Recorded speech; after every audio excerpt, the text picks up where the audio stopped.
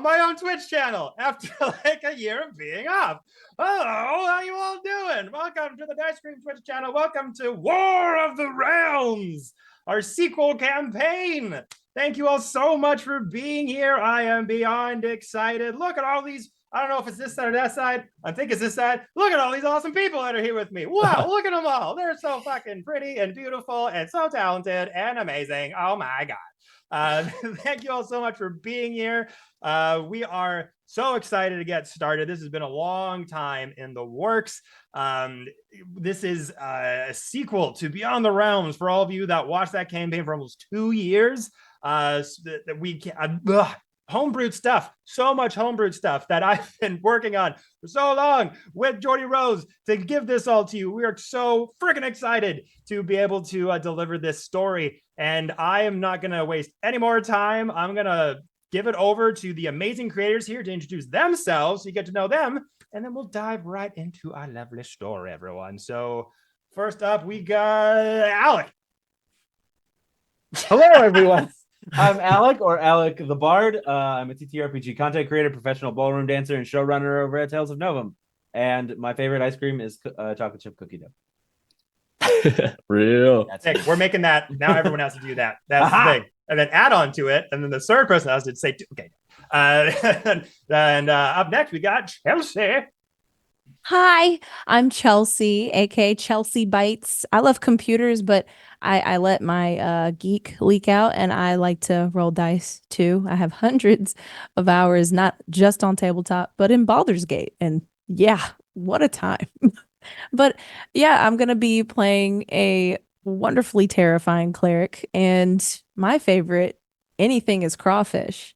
And you know why. It's crawfish season. I'm so ready. Thank you for having me.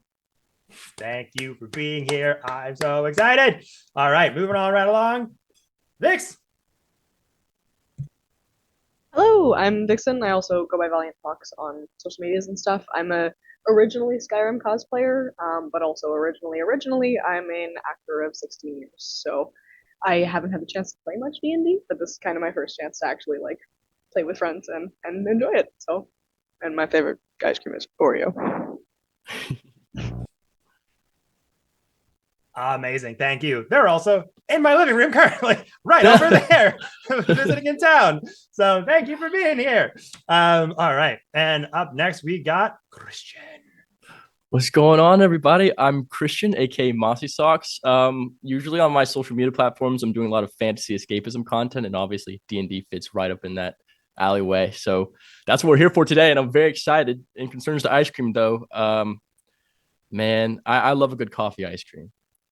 That's on me. Thanks for having me, Kevin, and everybody else. Thank you for being our coffee ice cream. Good call. I always enjoy coffee ice cream. It's not my go-to, but I appreciate it. And last but certainly not least, Tank. Hi, everyone. I am Tank Tolman, the wholesome nerd gym trainer Viking of good vibes. I just encourage people to have fun with their fitness and better themselves mentally, emotionally, physically, and do what I can to help people. And my favorite ice cream is anything to do with peanut butter and chocolate. If it's got any type of combination, swirls, buttercup, yeah, all of that.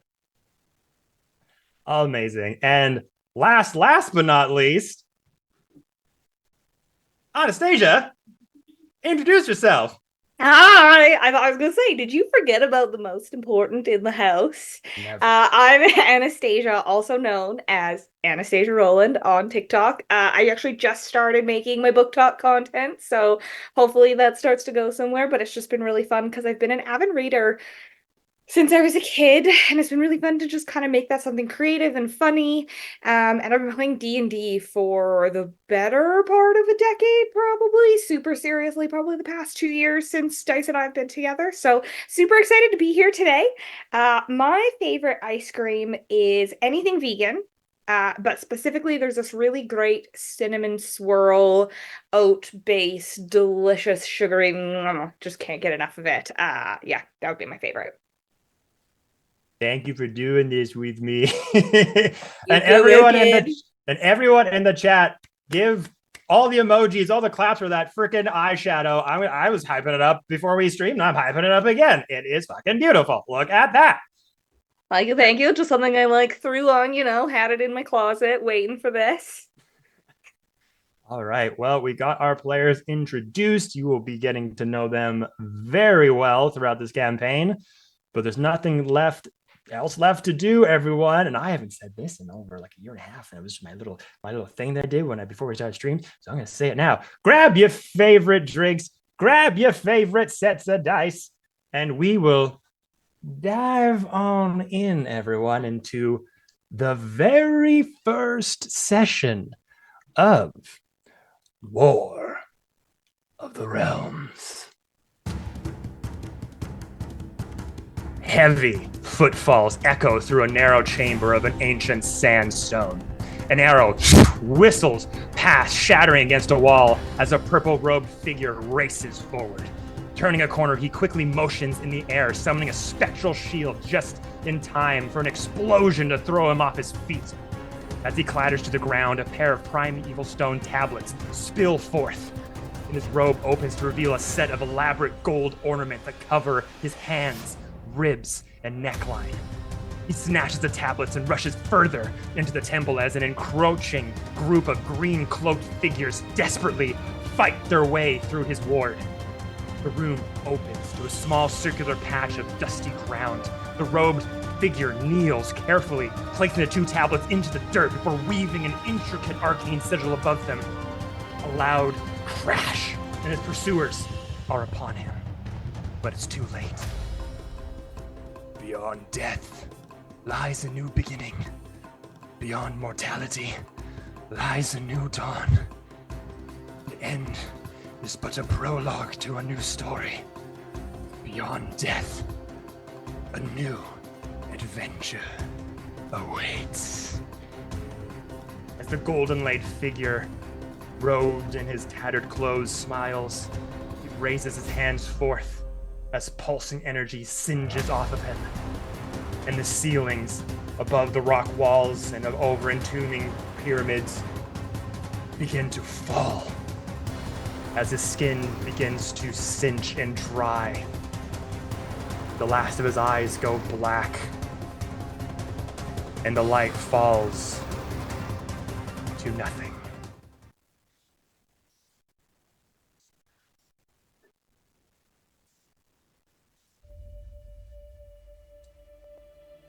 A 100 years has passed since a wish spell forever changed the future of the planet Torel.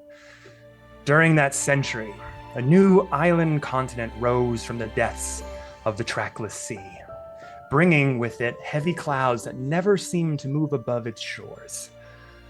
Decades after its formation, a myriad of cultures braved the journey to try and be the first to settle on this new realm. Many tried to name it in their own tongue, but as time passed, the island became known as Volstiba, stemming from the celestial word for realm.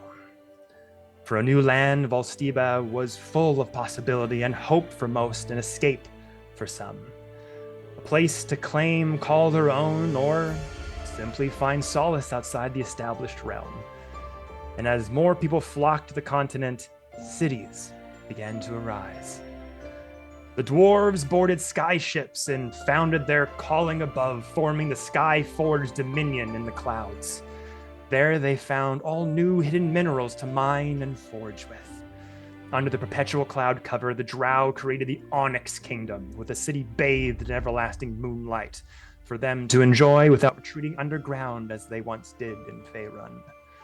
The volcanic basin, still settling after the island's formation with rivers of molten lava, magma geysers, and towering shard-like obsidian spires, was deemed too treacherous for most, but the Dragonborn were no strangers to treachery, and they claimed the Embercrest Peaks as their own.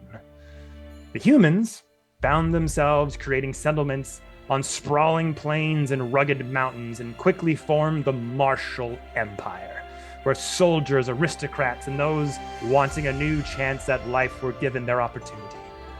Soon, after the mages who traveled here rejected the martial lifestyle and broke off to form the Arcane Dominion, create the most vibrant city in all of Volstiba, the Astral Citadel. And it is here, everyone, that our story begins. Nestled amongst the banks of a winding river, Crystalbrook Village is renowned for its shimmering waters and radiant crystal formations. The villagers here make a living by mining the nearby crystal deposits for the Arcane Dominion, which are prized for their magical properties and used in the creation of arcane artifacts. As the annual Dynasty Festival is planning to make its way through Crystalbrook, with parade floats, celebration, and revelry, the protective force of the Arcane Dominion, known as the Arcane Vanguard, wants to ensure the festival goes smoothly. They've engaged some local contacts, and you are hired by Reed Thorne, played by Alec the Bard. A Spellblade captain in the Vanguard gave Reed a job through his newly formed detective agency, requesting him to form a team and investigate some acts of vandalism in the area surrounding the village. Only a few days before the festival, time was running out on catching the vandals, and after a couple of days on the job, you all heard of a recent robbery at a tavern known for its collection of curios, amassed from travelers visiting Crystalbrook, known as the Sleeping Giant. One such curio was embedded in the bar itself, a near spherical piece of glittering obsidian. Local myth says it's a piece of petrified giant that gave the tavern its name. But more on that later. Coming to the scene of the crime to find out more, you were ambushed. You found yourselves quickly restrained by a surprisingly organized band of something. And as we look over the parade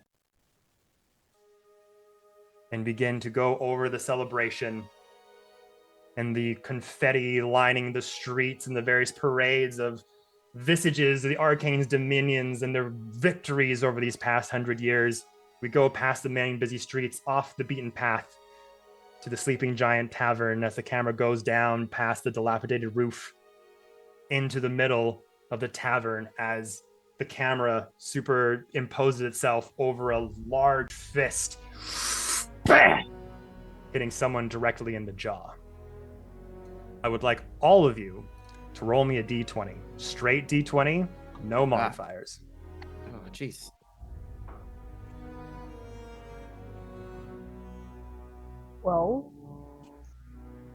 12, 7, 3. 13. 3, 14. 13, 14, 11. 11. So lowest is Torben. Torben, this fist smacks against your massive jaw as you wake up. The smack of the jaw wakes you all up, in fact, as you find yourselves restrained and bound to various wooden chairs next to various broken tables.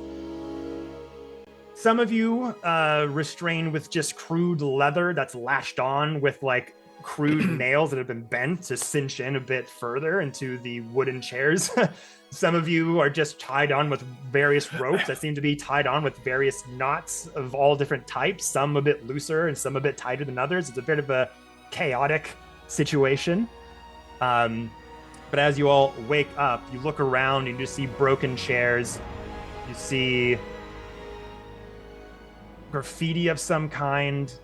It's a bit hard to make out. But after that crack, Torben, you see nobody around. And as you all regain consciousness, I'm going to have you all start to describe your characters. So, first, we'll start with Torben. So, Torben is an Asgardian. That is a homebrewed race in this realm.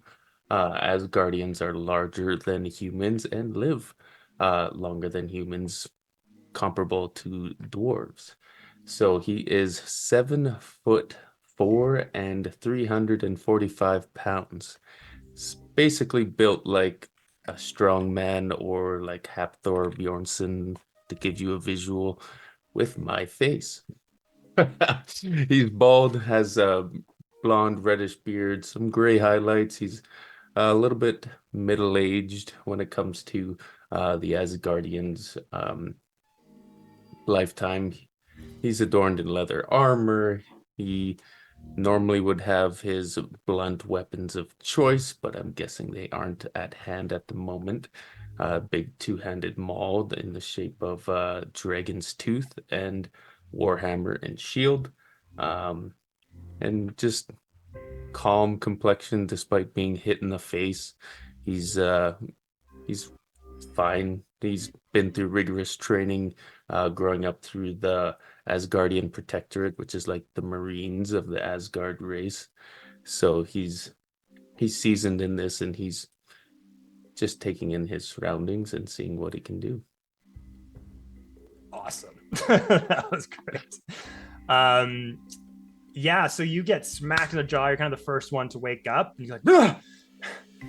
And you see like next to you, like a piece of leg of a chair that seemingly was like thrown at you from somewhere. But you look up and the place looks empty, deserted. There's crude writing on some of the walls. Like the place has been ransacked. It looks like there's damage all over the place. The graffiti is kind of like crudely painted with just like random red paint as well. But as you kind of awake from there, the rest of your party starts to stir, and we'll pass it over to Hermitha. Hermitha is startled by this loud smack of a whole furniture being thrown at Torben's face. And she wakes up, she goes, ah! And you'll see a lanky, not too tall, surprisingly, high elf.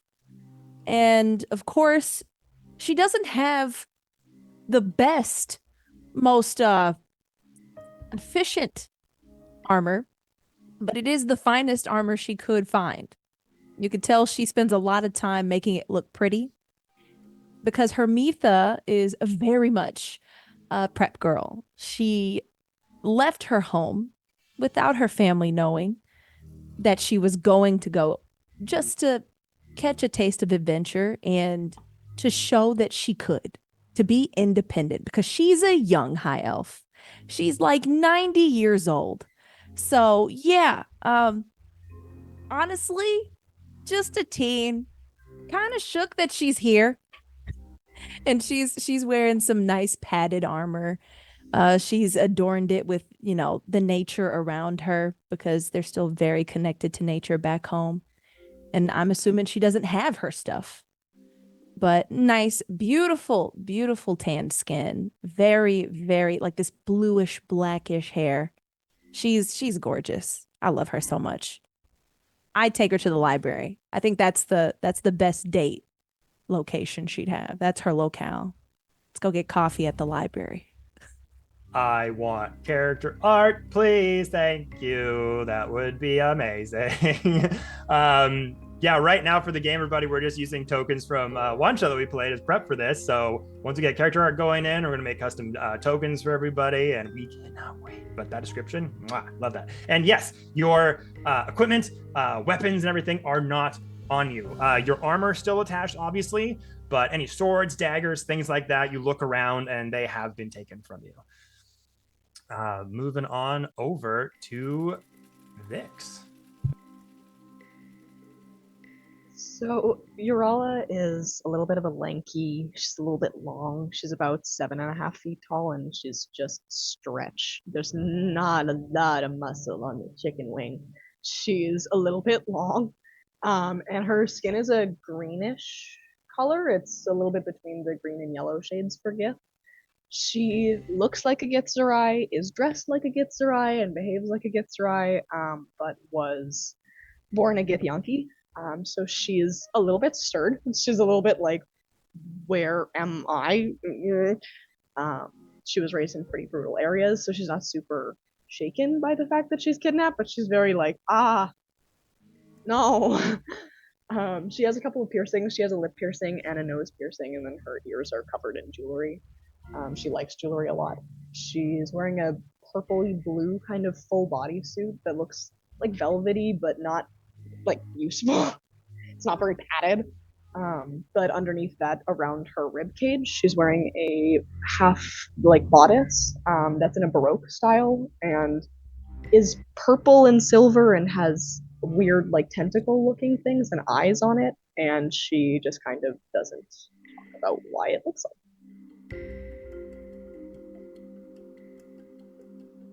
Okay. Awesome description too. Oh, fuck, I'm so bad. Okay. Moving right along. Clara. Clara's fully leaning back in her chair, mouth open. And it's only when her friends kind of start exclaiming that she's, ooh, help me! Get here! This isn't where what the heck?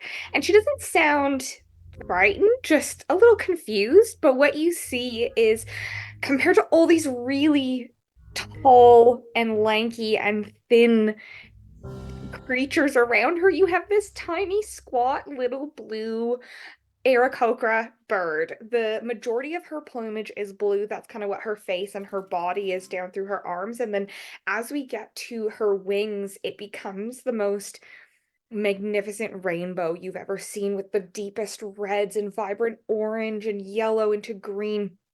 And it doesn't look quite natural. And for those of you that have seen Aarakocra before, you do note that female Aarakocras typically have brown and gray plumage. This colorful multicolor that you see right now is typically only seen on males.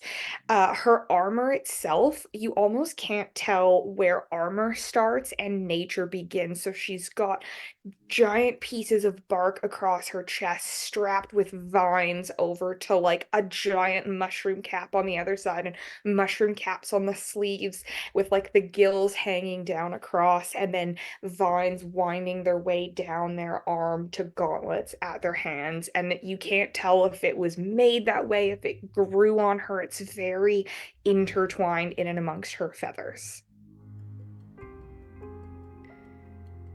Yes. This is a character also that we play in our home game, and I loved Clara so much. I'm like, I need Clara in this game, please. It was a request. So have fun dealing with this character. Moving right along. We're going over to Christian. All right, so in whatever corner of this dark room, you would see I would say looming figure, were it not for the rest of the lanky creatures in the room, or just towering figures in there. You would see this character also around the very tall height of about 6'4". Also very not, in comparison to an Asgardian, of course, definitely not in the meteor aspect of things. Humanoid in form, but lacking ever so subtly the entire familiarity of something human. You would probably recognize this as something of celestial origin, and Lewin himself probably doesn't even know the full extent of what that means for him. But Lewin, awakened by the sound of this impact against the jaw of the Asgardian, would reach for the familiarity of the handles of both shield and mace, and a slight panic at the fact that they are not there, and is restrained. Lewin is in tattered chainmail, weathered bits of leather and braced metal. All these different pieces of armor were definitely not originating in the same place, very much looking scavenged and kind of plastered onto each other in some kind of makeshift gear. And that is Lewin. Awesome. Yeah, you were showing me like character art inspiration. I was like, oh yeah, It's like Elden Ring mixed Yes. in with like all kinds of. Still haven't beaten that game. I played it for 3 days and didn't get past the first level. Maybe it will one day. And last but certainly not least, Reed Thorn, Alec the Bard. Oh no, yep, hold up. Hold on, I'm here. Before I start, can you just check your DMs real quick? Check my DMs really quick. Check your Discord DMs. I had a question before I go. Reed's got something mischievous going on, man. No. Too early for secrets. No secrets. the It's corner only speaking fun. to- It's only fun here. Don't worry about it. Don't worry about it. All right. So waking up in one of the chairs or one of the places that they're tied up, you see this very, very pale-skinned elf, very like the classic like pointed ears, the slicked back detective, pompadour hairstyle that he's got is all probably a mess if they got beaten up and dragged here. He's got a coat that he's probably owned for amount of time that he'll never actually tell you. This long winter coat, kind of pea coat looking, like kind of brown, maybe it was white at one point, you're not sure. And he's got a messy dress shirt, a slightly kind of untied tie, permanent 5 o'clock shadow, and these beaming yellow eyes. As he just kind of rights himself, not knowing whether he's hungover or whether he was knocked out. Okay. So as you're all kind of stirring, you do hear a little bit of murmuring. If you want to look at your Roll20 map, see where you're all situated in here.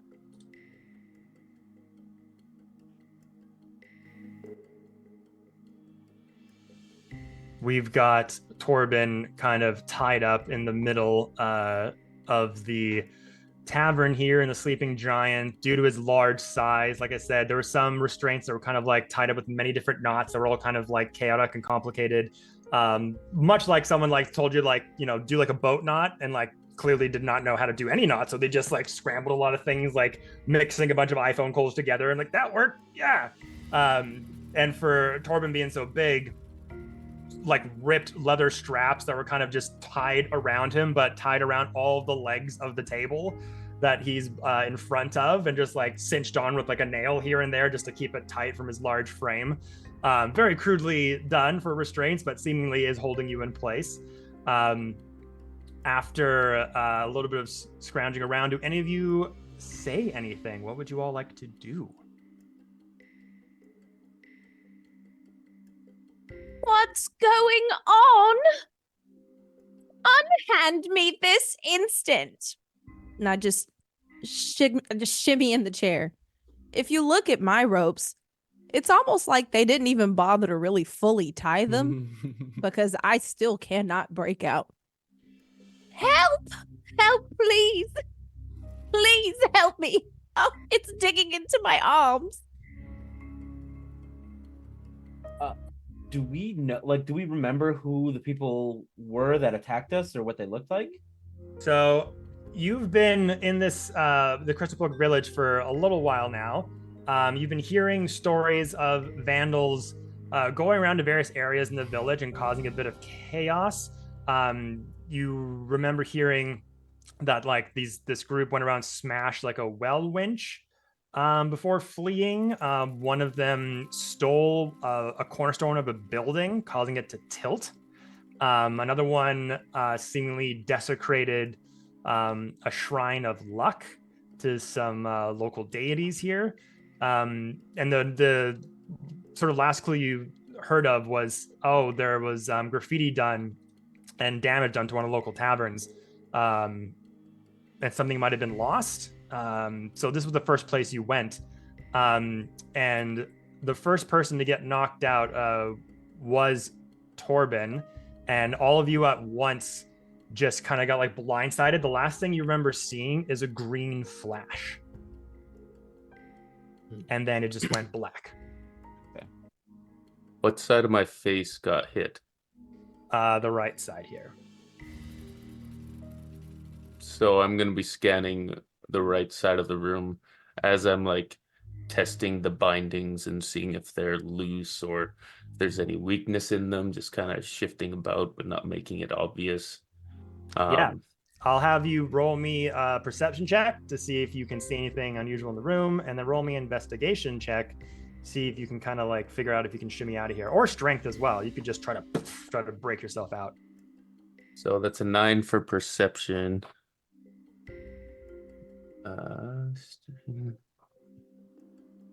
Like an athletics check or a strength check. Just straight strength or athletics. I like athletics better, I think. Athletics is 17. 17. Okay, so you kind of like start to scramble back and forth. You're kind of looking around from where that thing came from, and you're not too sure. And you hear a collection of voices from over here. He's moving. I thought you hit him. I thought you. I thought you tied him. The nail and the leather. That's why you were your job. Now I tied the other ones. I did my best job. You just hear this kind of scrambling arguments going on behind the tavern over there. It's in the dark. Like, is it dark? Yeah, it's pretty dimly lit.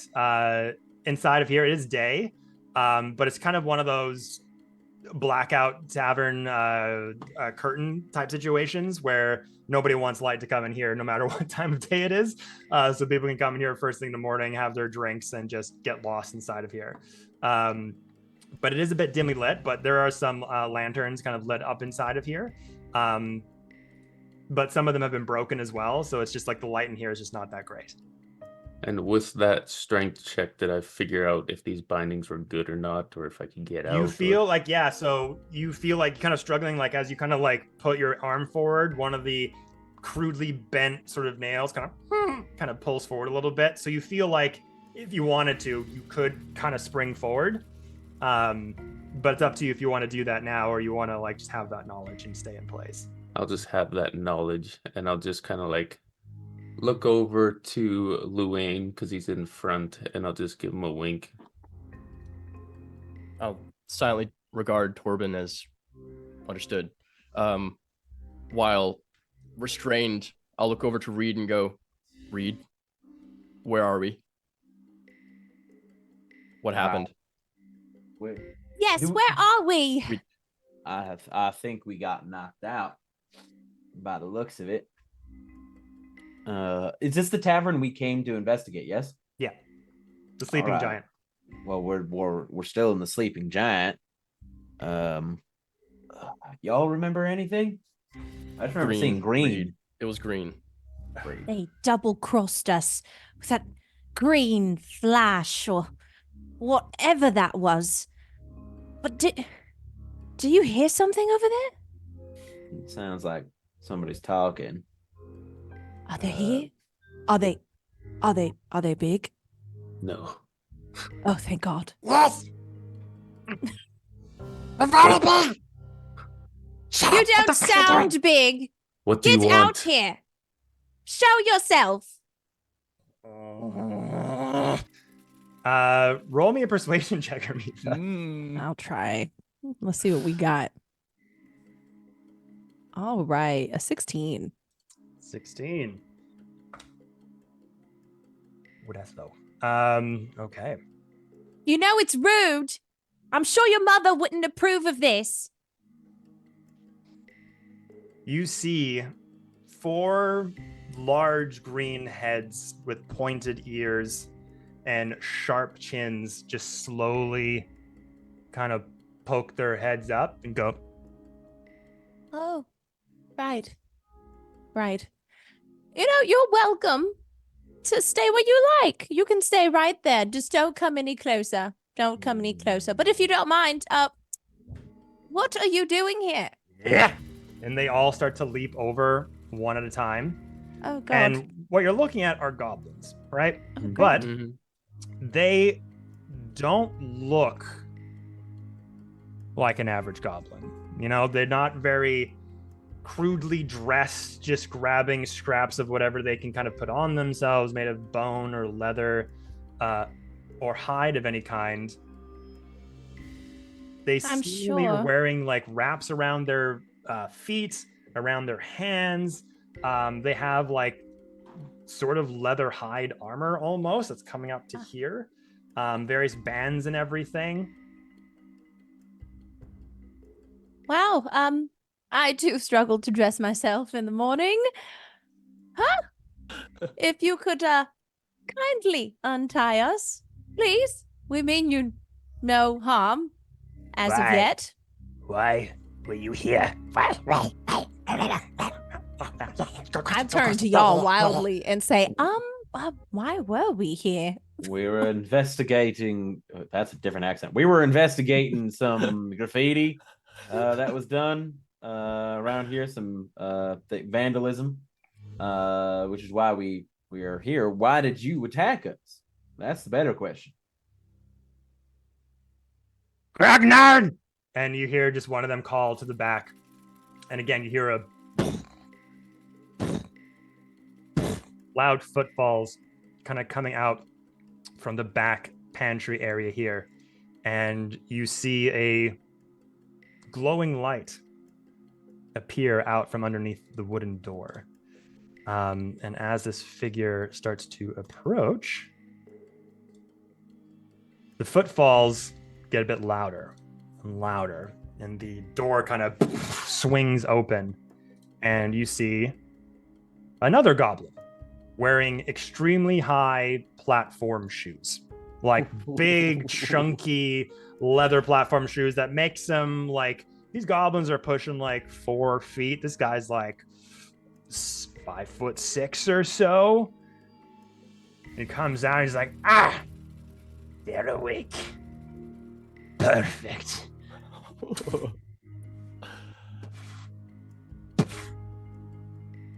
You want me to untie you? Is that what you said? You want me to let you go, yes?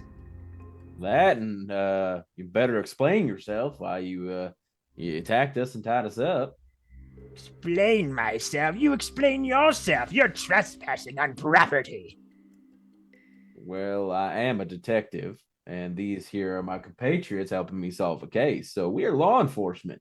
So you attacked and tied up law enforcement. Ooh, that's a shame, guys. I'm pretty sure that's going to get them in trouble. That's a bad look. Yep. Yeah. Someone will come looking for us. I promise. You're going to regret it. Corbin will just keep eyes on Reed for any type of go ahead. Speaking of which, I'm going to use my ability telepathic speech to connect myself and Torben. So we can talk telepathically for 2 minutes. okay. And I'm gonna say I'm gonna keep him talking. When you see an opening, take it. And I'm gonna continue to basically talk to the goblins now and say, like, why did you tie us up? Why did you attack us? We were simply here just investigating some vandalism. Were you the ones who did the vandalism? No. Hold on. You didn't kill him. You didn't kill him. No, it's really big. It's a ton of evidence. No one's done it. Yeah, we did the vandalism. This is our place now, you see. You are trespassing where you don't belong. We have what we came for. And he looks under his satchel here, and this perfectly spherical onyx gem of some kind. This almost like not a seeing stone, but like in Lord of the Rings, like just a perfectly spherical ball that's just infinite night looming into it. Were you coming to take this from us, were you? Huh? Is this what you're trying to cage in? Nobody can tell us what to do. You say you're law enforcement? You got people coming for you? I suppose so, but why don't you tell me about that? What is that? It looks so shiny. Would I be able to also determine what that is? Make me intelligence check. Absolutely. 18. 18. It's crystal in nature. Crystal Brook village known. It's named after the many rivers that kind of run through it that have a lot of mineral deposits that a lot of the locals mine for trade, for goods, for services. It's also where the Arcane Dominion, the Astral Citadel, where the Sorcerer King resides, that lords over these lands, gets a lot of their fuel for arcane operations and weapons and rituals and things of that nature. This doesn't look like any of those. Most of those are in a very colorful formation. This is solid dark black. Hard to discern like what it is. It's not glowing. It doesn't have anything going on with it other than just deep dark black shard of some kind. But this one's perfectly spherical. While I'm assuming the rest of us are perceiving this crystal, I think Lewin will try and keep with the initiated wink situation with Torben and kind of keep the goblins talking and say, better question, my dear friends. How did you manage to string up that guy? And I'll point over to Torben's direction. You should feel very proud of yourselves, at the very least, with taking someone of that size down. Make me a charisma check. Oh gosh. Okay. Yeah, you're so strong. I give him bardic inspiration. Yes. Okay. Let me see here. You get a D6. Oh, wonderful. Yep. To add to the roll. Oh, you're a bard. Okay, that's an 11. And Oh, I guess I didn't say my class. 14. 14. Oh, 13 minus 1 on charisma. Okay. So yeah, you say that over to this self-imposing goblin with these massive platform shoes. Also draped in similar clothing, like very fighter-like in the style of clothing that they're wearing. Lewin won't know this. Yeah, and as you go over, you must be proud, like, Yeah, well, you see, yeah, he was knocked out, but we all got together and just had whatever we could find and it's out of here. Now. You'll see Torben start to like rage, but you see it in a different way and more of like a focused, and you start to see yellow faded tattoos start to glow. Not intensely, but it just is an indicator of him raging. And you'll see him, he's fastened to the table. yeah. So he's going to stand up quickly and like jump and like front flip and break the table into the goblins. Break the table into the goblins? What do you mean? Yeah. by that? Like, I'm fastened to the table, so I'm standing up with the table, front flipping forward and landing like, onto the cannonball. Oh shit. That's Okay. like That's- release that's the dope as hell. bindings. Yeah, release right, the bindings. And Yeah, boy. Make me an athletics check just to figure that out. I'm sure you'll be fine. And then I guess make me an unarmed strike at advantage. This will be a bit of a surprise attack for you. 23 on athletics. Oh yeah. Oh yeah. Might need some Puddle Kyra. of green, man. Puddle of green. And because of our homebrewed Path of the Leader Barbarian subclass, when I rage, I get a D4 on attack rolls. So that is unarmed. Oh, 26. Yeah. So we'll say that you turn around here, you kind of get up, you like Reed goes, now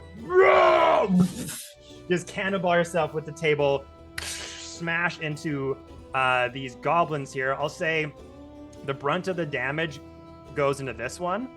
And the other ones, they'll roll strength save to see if they go prone. Yeah. Hammer. yeah. Okay. Table. Table.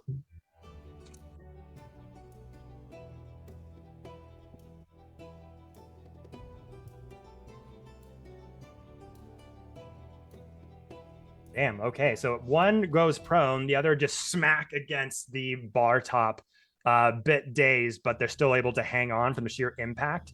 But roll the unarmed strike damage against one of the goblins. I think it's just 6. 6. Okay. Yeah. And with that, you see that you hit them all down. They kind of been knocked. The rest of you obviously have dealt with goblins in the past, right? You know how they operate. Bit chaotic, not the smartest in the bunch.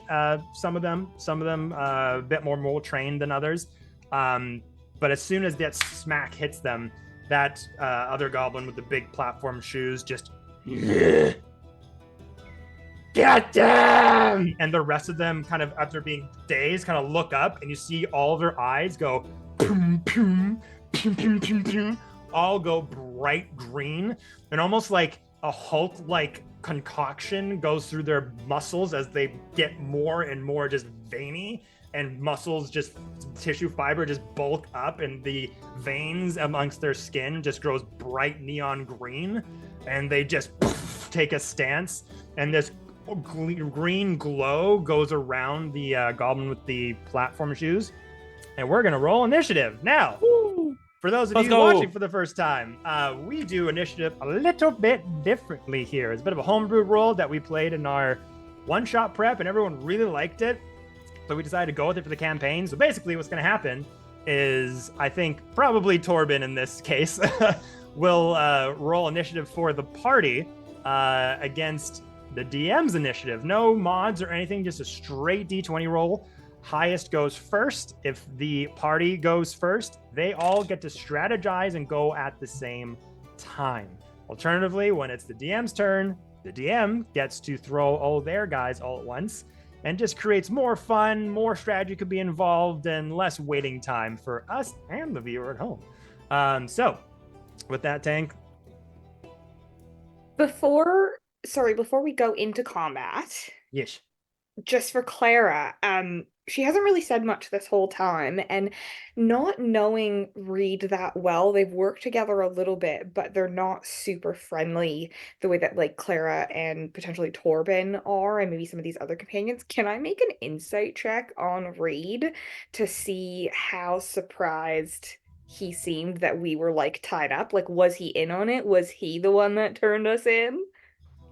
Oh, damn. Right away, going for the Clara doesn't party. know these people. Something Yeah, hiding that 5 o'clock I'm shadow minutes. paying you. What the fuck?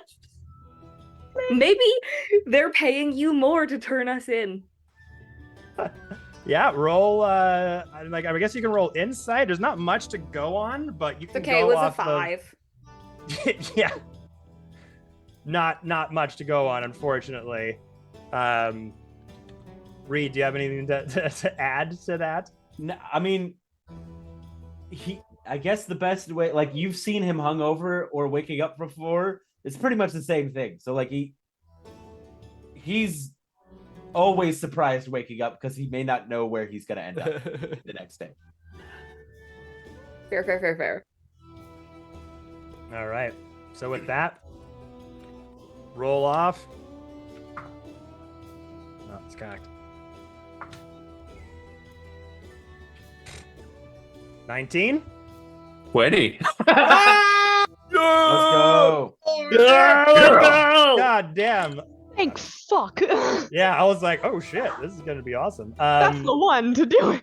Yeah. Okay. Well, there you go. So, collectively, party, what would you like to do? Well, we're restrained. Correct. Like to Torben wiggle. has broken out. The rest of you are still tied up. I'm just gonna wiggle. I'm gonna use create bonfire to burn the ropes off of my hands, and then I can help untying everybody else. There you go. Can we It's do like- spells with Oh yeah, that's actually a great point. Actually, that's very poignant. Yeah, if verbal, somatic, Yeah. components. So if you need to use your hands, Yep. gonna be a little bit hard. It's gonna be a problem. Speaking though, if you need just like verbal components for it, You could do that. But otherwise, it's going to be an athletics check to see if you can shimmy out of the ropes, break through them, or see if you can untie them. Guess I'll do that then. I need my hands to cast spells. So defeated. I'm also going to be doing the same, trying to break out. Okay. All right. I think Luna will be doing the same. Okay. Yeah. Yeah. Get me out of here. 11. All right. What do we got? 12. 12. Laura 7. Okay. 12. Hermitha 11. 12. Okay. DC is 10. They're not the strongest dudes around. So all of you are able to just may rock back and forth, break out of them. However you want to describe yourselves getting out of your restraints, actually. I think that's actually kind of cool, character specific. So we'll start with Reed. Reed will try to wiggle out. He can't do it. And then eventually he'll just wiggle so much he'll fall and the chair will break and it'll be oh. Right. Good. Yes. Yeah, it's pretty, a lot of the furniture in here is pretty broken up anyways and a bit weathered. So yeah, just rocking back and forth. One of the legs just kind of cracks a little bit, so you smash the floor. Getting free. All right. Hermitha. Hermitha would be sitting there shimmying at the best that she could, but because you broke out of your chair and pushed the table next to me, it had more force than I did, and that pushed me over and I fell out of my binds. And I'm just oh, thank goodness I was getting, and I'll just start to wriggle out of that. Okay, sounds good. And then up next, Clara, how do you get out of your strengths? Clara, seeing Torben kind of launch forward into these guys and that he's kind of surrounded, just her wings that were carefully folded in beside her just erupt, and any straps and leather that was keeping her together just open straight up, and the chair goes flying behind her into the wall. Oh yeah. Smashed into all kinds of splinters and everything. And sorry, Vix, it's you, Rala? Yes. So Urala, yeah. So you're still trying to still hunched in there, trying to you see everyone kind of falling on their back, falling over forward. For some reason, your chair is just a bit too. Let's see. Look on the map here. Sturdy ass chair. Yeah, your chair is kind of wedged a little bit into just underneath the table a bit, so it's a bit stuck in place, just trying to wiggle around, but you can't seem to get out. But we'll say that was action for the rest of you to break out of that. And then Torben, you still got your action as well, because you got a surprise round onto them. For the rest of you, you can still have movement, bonus actions, all that jazz. I will attack the one that's prone. Okay. I think I would just call out let's not kill all of them. We should keep maybe the big one for questioning. Right.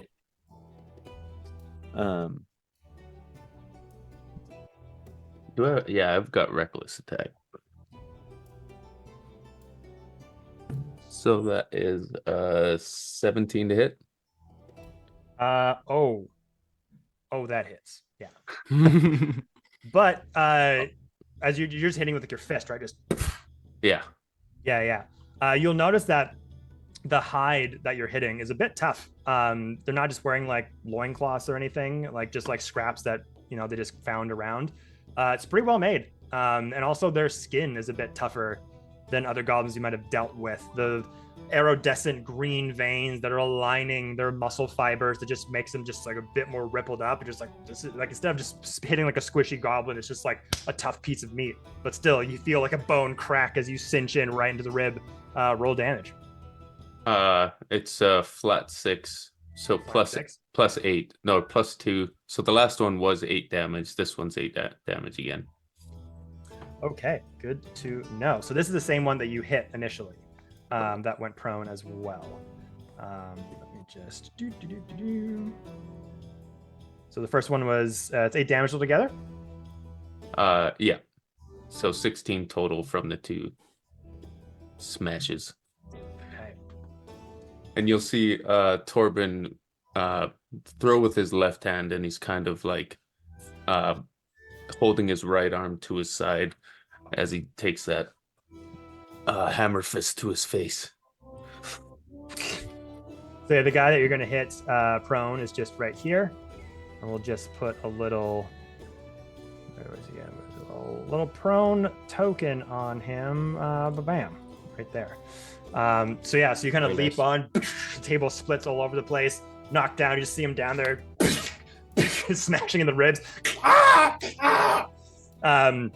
Green light still flashing in the eyes. The other golems around you just like taking a stance. They're kind of shaking a little bit, backing up a little bit, but have a weird sense of confidence. Whatever's going on with them, you've never seen before. You've never seen goblins act this way. You've never seen whatever kind of visage is on them right now. But the commander of sorts, that's seemingly their leader or leading this brigade. Don't falter. Remember what the dynasty told us. Go forth. Use the power that gave you. And I'll use my movement to go stand in front of you, Rala. Okay, you should be able to And move your token. I'll take any opportunity attacks that happen. Okay, so with that, you're going to get hit by 2 of them. Oof. And they both make 2 unarmed strikes. That's 20 to hit. That hits. That's a 9. That'll miss. That is 11. I think that'll miss. Yep. And that'll miss. So you just got hit once. So.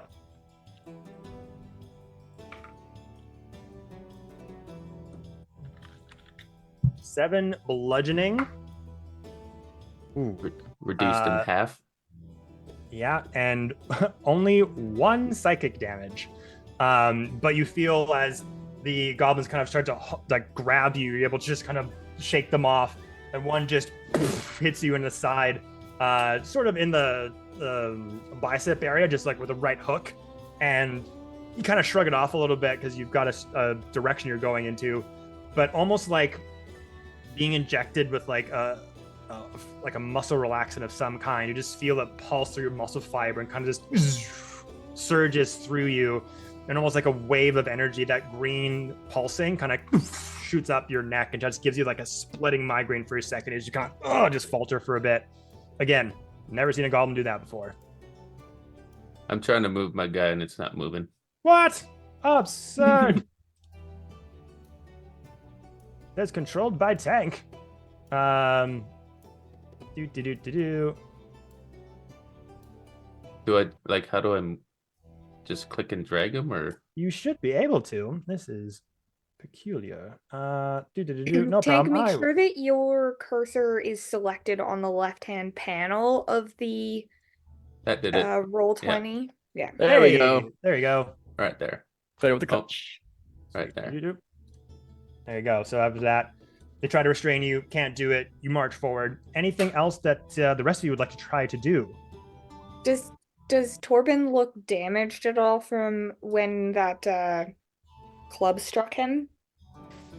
Not damaged necessarily. Didn't take any physical damage from it. He's a very sturdy, haughty Asgardian man. Yeah, just like a little bit of twitching from the hit that got hit in his bicep, but that's about it. But yeah, anyone else? Did you want to move anywhere? Did you want to use your new bonus actions, or just going on to the Gabbies? I think Clara will cast first level healing word just as a bonus action, just right away, seeing, he's been hit once with the club, maybe didn't do any damage, but he's also got that bicep injury, and I'll just cast it at a first level. Okay. Max healing for 7, so 1d4 plus 3 Hey. for 7. Yeah. Just reversed everything that happened. Yeah. Here you go, buddies. Oh, that feels nice. Thank you. You're welcome. Be careful. Okay, so as you're all, so I'm just gonna. Everyone's good though on actions though. Staying where you are. Yep. Okay. Yeah. So as that Priming. happens, the Goblin Commander, looking at his squad, going over, speaking out as he just did. Remember what the deity did for us. He gave us this power. Don't let it go to waste. Fight them! And you see him lift up his platform, put it into the ground, and a bit of a crack goes into the wooden tavern floor. And he starts to wave his hand around, and that green energy starts to surge, almost glowing from the hands. And these veiny green tendrils go up into his arms, to his biceps, up into his neck. And then you see him kind of waving it around, like this dome starts to appear in front of him, almost this green spherical shield, as he then does like a palm strike forward. And at a point where he centers on, centered on a point that he can see within 60 feet, it's gonna be a 30-foot radius sphere. So like the sphere that's around him, he just pushes it forward, and it's gonna smack into most of you huddled in this corner here. So I need all of you to make me intelligence saving throws. Ooh. You're targeting me, Kevin. I asked if anyone wanted to move. Nobody said. So many opportunities. In the intelligence aspect, man. It was too obvious. Too obvious.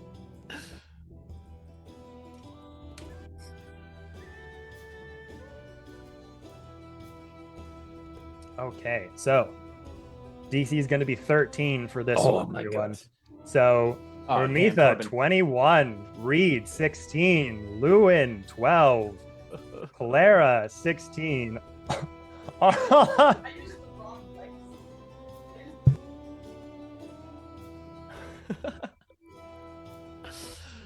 That's bad, I used the man. wrong fucking dice. Damn. It looked the same. It looked like the same shape, and I used the Dan, wrong one. it's Oh no, which did you not use a D20? No. Oh well, re-roll. Goddamn, re-roll, please. No, you only get a T8. The new one's a 2, everyone. Okay, well. Such a good start. Tough start for the GIF. And Torben with a 12. So Torben, Lewin, and Allura, you're going to be taking the brunt of this. The rest of you exceeded will be taking half damage. that's not nice.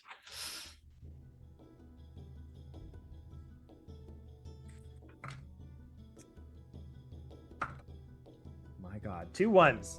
How sick for me, everybody. Ooh. Go. All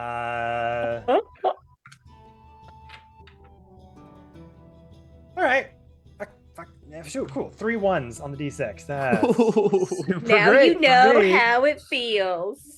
So that is going to be 8 psychic damage, half for those that succeeded. For those that failed, though, for Torben, Lewin, and Allura, this psychic wave shocks all of you, and the rest of you able to kind of hold your ground a little bit. But for some reason, that familiar sensation you felt, Torben, that just stinging, overwhelming sensation climbs up into your brain like a shock, and you could. Lewin, Torben, and Allura are incapacitated. And help me show, determine man. what this spell is. Well, And how much damage? Only 8. So 8 for those that failed, and 4 for those that succeeded. Incapacitated. This, I'll say, make me Arcana check. Yes. I You will didn't, you, try. you didn't get to use your bonus action, so I can give you that one. I was gonna say on my turn. It Oh, doesn't have okay. to be now. Yeah. I just want to cue that up. Yeah. Okay, yeah, we can do that. So I will. Still roll it and all that. Sweet. Good. So I will get with the other goblins going. Cause I was just a commander. So as Gosh. These dudes are incapacitated right now.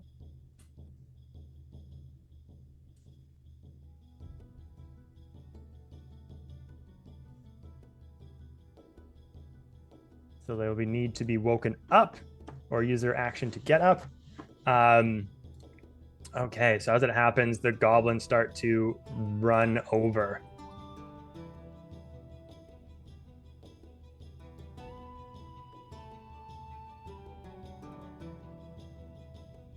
Damn.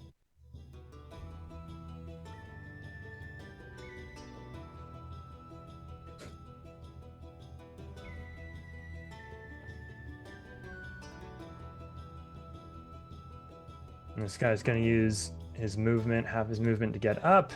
Oh man. Hey, I know I had seasoned players in here. I'm making this spicy day one. All right. This is great, man. This guy can get to about here. So these two kind of get up and they start rushing. The inspiring words to the commander that start rushing up, and they kind of go over you, Torben. The last thing you see as this blinding pain takes over you is two of these goblins like laughing at you from being blasted away from those tables. They're both going to attack. They're attacking while they're down. While They're both incapacitated? going after Torben, who Okay. smashed a table in their faces. Yeah, I'd be mad too. Oh. It's a 15, Torben. What's your AC again? 15. 15, so that one will hit. A reaction shield. Brings Okay. AC to 20. Yeah, that will. The first one will miss then. Yeah. Uh, So second. you're Yep. so until the start of my next turn, Torben's AC is 20. Second. Me- So it's just now just 20 the whole time. Okay. I'm a meat shield now. I'm blocking. I'll just take everything. All right. So that second one that I just rolled was. Oh, I Oh. lied. I can't cast that on someone else. Don't worry about it. It's a self spell. I'm sorry, Torb. It's Oh, fine. I'm still raging, so it's half. It just takes away actions and reactions as incapacitated. Yeah. Sorry. I did. Yeah. Sorry. Shield spell is a self spell. I thought for some reason it was something different for like a split second. I'm like, back to streaming D&D. Okay, so that first one will hit. I'm just going to do the other ones to see if they hit. So that second one was 24. So that one's going to hit. It's 2 strikes from 1. Second one, holy shit, another natural 19. I'm so sorry, Torben. It's a 24 again. And that's a 3, so that'll fail. So 3 hits out of 4, and we will roll these and half them.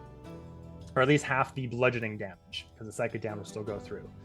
So from the 3 hits, it'll be...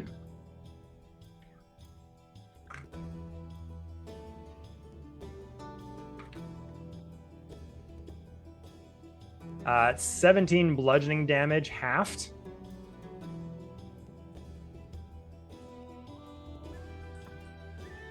And then for the psychic, Jesus, 6, 4. How much total? That's 16 psychic. 16 plus. So that's 22 total. Okay. Yeah, so you're looking at 8 bludgeoning from the haft, and then that much psychic on top of it. So Oh, you see 20. these goblins. Sorry, I need 2 more damage. There we go. So 24 altogether. Yeah. So as you kind of fall down to the ground from that surging pain from the psychic energy, the 2 goblins just run over to you and their fists glow with that iridescent green. These tiny little fists just mauling at your body onto the table. Okay, so that is going to be all of their goes. All right, so we throw it back to the party here. You're seeing these goblins display a power that you have never seen goblins do before. Hermitha, getting that Arcana check in. What did you get? I got a 16. 16. So this magic that's surging through them to cause this doesn't seem to be self-conjured.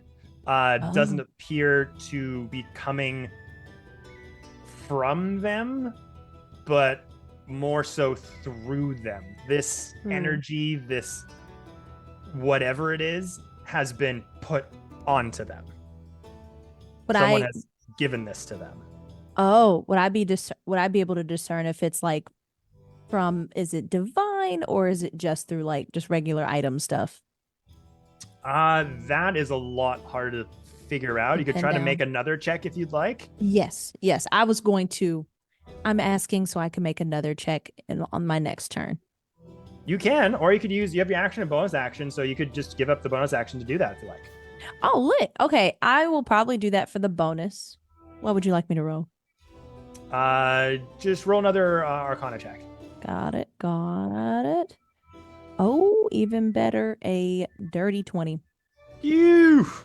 So yeah, there are various things that could put on this type of energy. It is sickly. It is strange. Some might say otherworldly. Whether it's been inflicted by an item or someone personally, hard to tell. You don't currently see an item on them that is like fueling it. Looking for that specifically, or like, is there like a thing that's on them that's like powering this ability? You don't seem to clock that at all. Got it. Okay. What I'm going to do here is I'm going to say, "Oh no, Tobin, you monsters!" And I'll run over right here and just try to touch them. Get that cure wounds going. Hey, there you go. All right, I'm going to cast that. And you should get, oh, very nice. You got 8. I can give you 8 back. Thank you, my friend. Oh, feel a little better. And that'll be my turn. Does that... So you're not incapacitated anymore. That removed the incapacitation? Yeah. Okay, just letting everyone know you have a D4 to attack rolls. Sweet. So that's part of the inspiring... what is it? What did I name that? The inspiring rage? Yeah. Rallying presence with my rage. Hey. That's for all of us, Torben? Yeah, you'll get a D4 to attack rolls. Yeah. Reed. So seeing like all of my compatriots just drop, or at least half of them drop, Reed is kind of gonna dive over the table here, 5, 10, 15, 20, 25, and be like, I guess we're killing some of them. And I'll put my thumb and my 2 thumbs together, and I'll open my hands, and I'll cast Burning Hands. So it's a 15-foot cone, and I believe it's a dexterity saving throw, please. Each creature in a 15-foot cone. Okay, so you're getting that to all of them, I think, yeah? Or this guy's being left out, or this guy's being left out? I'm looking up a 15-foot cone right now. So it would be like the first. Yeah, I think so. I think I get all of them except for maybe this side one here. Yeah. So excluding that one, but all the rest of them. Okay, Yeah. Burning Hands. Let's go. Dexterity saving throw, please. Here we go. Nice. So we'll do the goblin, the first 3 goblins first, and then the commander here. So do.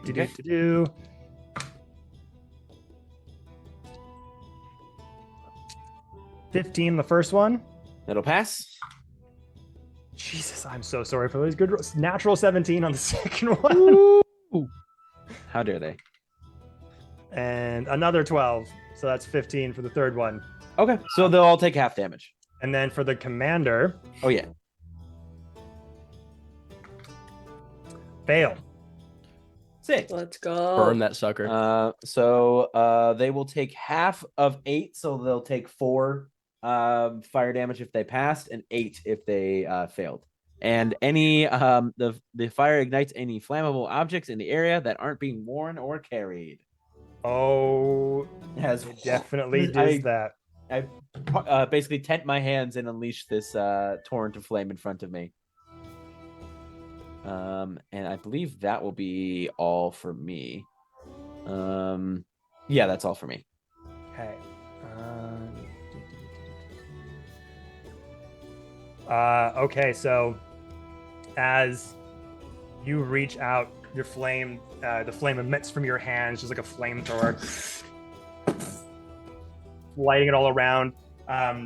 Parts of the bar do start to catch a flame a little bit because lots of wooden shards and stuff nearby. The guy that got rocked by Torben, who was just kind of like just beating on top of him, you're able to get around. It's just like lights him on fire and he starts running around, trips and falls down. Flames engulf him, so he is out. And Clara. If I used one of my spells that would regain a hit dice for somebody, would that also remove the incapacitation? If you were to add hit dice, remove hit dice? Yeah, like they could use a hit dice to roll healing. Would that remove the incapacitation? Let me see. Just as it can't take actions or reactions. So I'll say yeah. Okay. So what everyone sees is Clara's eyes just going black and her hands coming out, and a 20-foot radius around all of the goblins will just kind of blacken and darken, and then these veins start to pull from each of them as I cast Wither and Bloom. Ooh. So I need a Constitution saving throw. Okay, from all of them? From all of them, it's 20 feet. Like 10-foot radius, 20 feet wide, yeah. Constitution saving throw, okay. While that's happening, I will reach over and grab Urala's bindings and rip them apart. Hey, there you go. Can finally get into this thing. Okay, so let me roll these smack first. too, man. Wake me up. Okay, so first one was a 2-3 for the first one. 17 for the second one. 50, Jesus. 16 for the third one. So 1 fail, 2 succeed.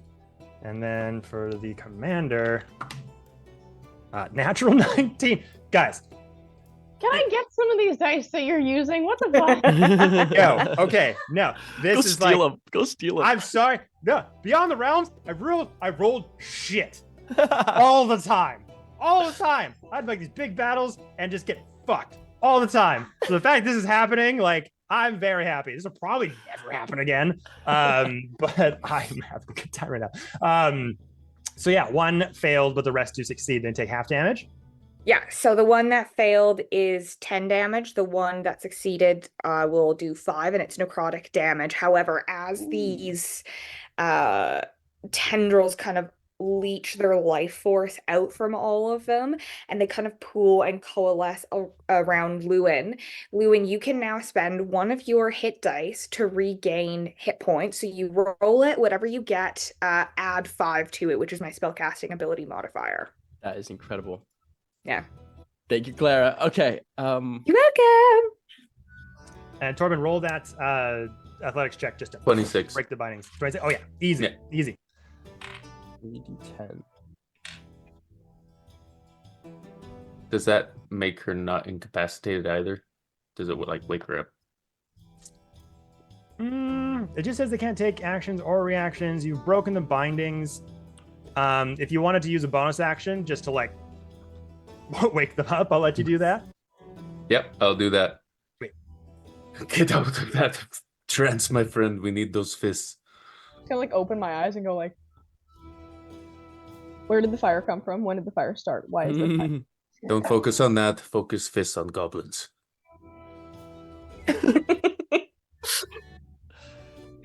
Yep. Hyping in, how does for clarification, how does the I'm so sorry. The hit dice recovery work, is that just so under hit dice on my character sheet it says 3d10 total? So you'll just roll one of them. Okay. All right. Yeah, and then add +5 to the result. Alrighty. Thank you so much. You're so That's welcome. a very cool spell. That's awesome. So that's 10. Yeah. So I'm back full. Let's go. There you go. Okay, who else is left in the party here? Reed, have you used your actions and everything? You did Burning Hands. I think you, Right. Laura. Yeah. Laura's left. Yeah. Yeah, I did Yeah. Burning Hands. I'm good. Sweet. All right, Laura, it's your time to shine. What would you like to do? Let's go. I'm just gonna kind of like stumble up to my feet and look around and like, is there anything near me? Near you, again, some. Because everything's on fucking fire.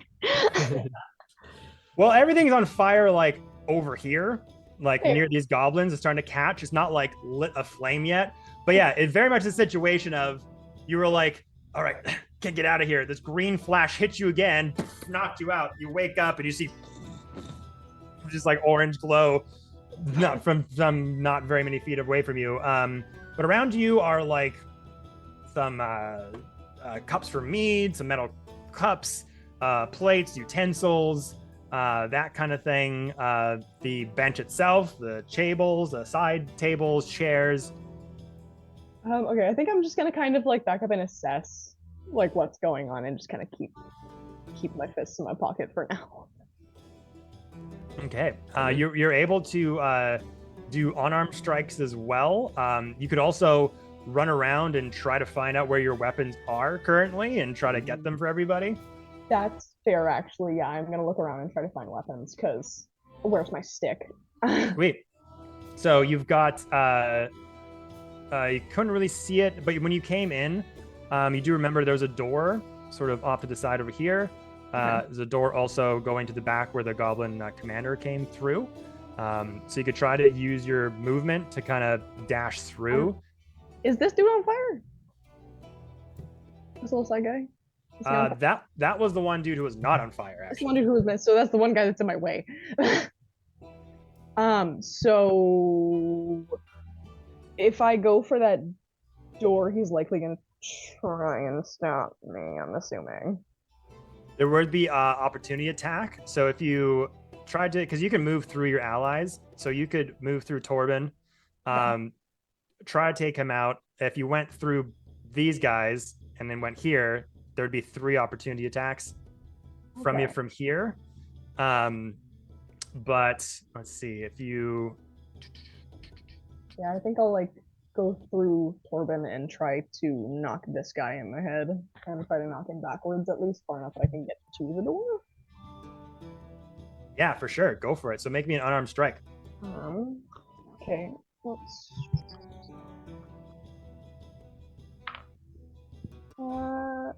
It is a 3 plus 5, so it's a 8. An 8. So you're still sort of getting used to being woken up after being knocked out from that wave of psychic energy. You kind of stumble and go forward and you just go to hit him. But again, just they have this incredible speed. Whatever this power is surging through them, they're able to catch it quick and didn't hit him, unfortunately.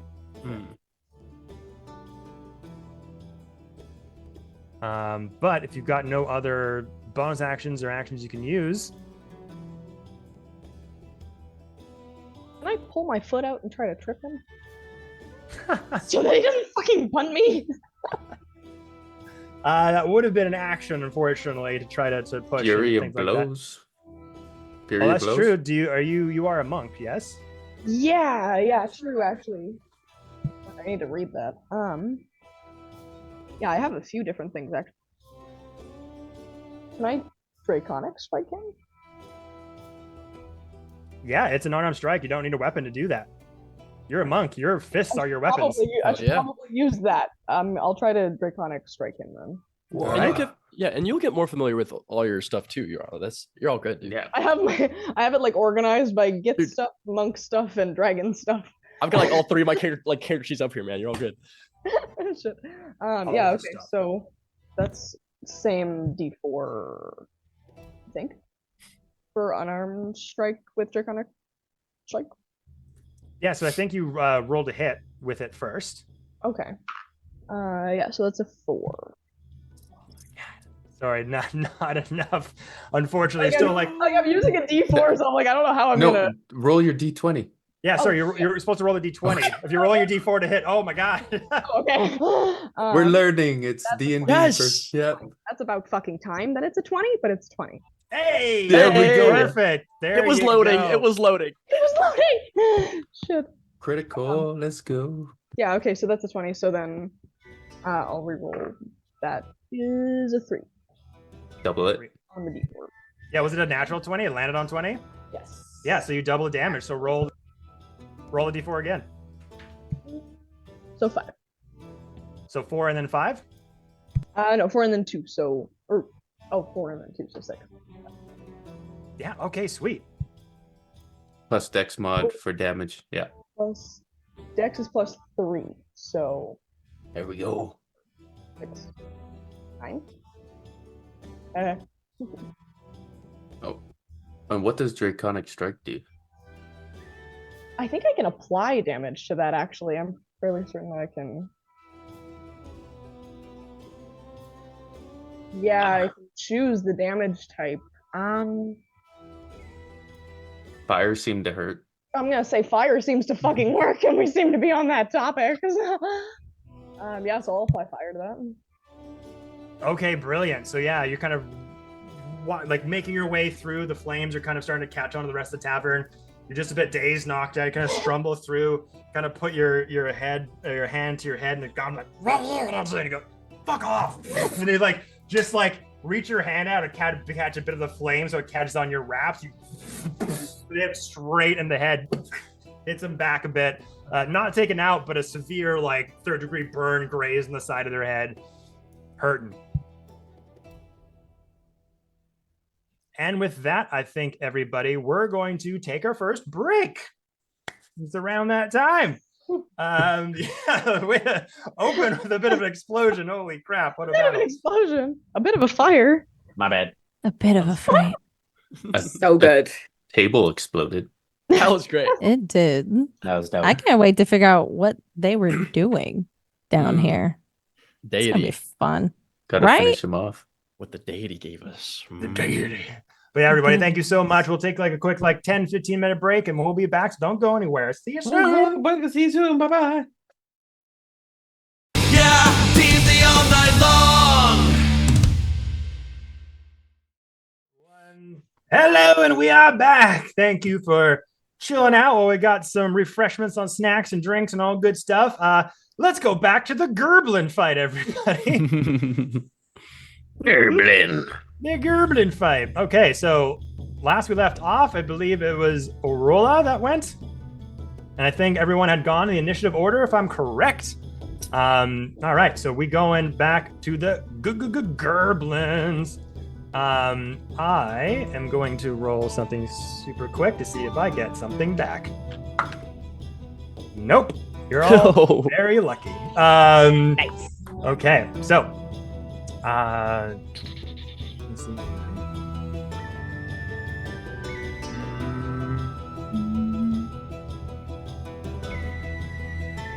Yeah, why not? Let's see who's near. Yeah, I don't like that. So after Reed, after the flames have dissipated from your hands and the flames are starting to catch, the goblin commander just looks at you and says, "That one! Take him out!" And that green shield that was around him, he sweeps his hand and coalesces the green shield into this like green dagger-like object and throws it over to you, Reed.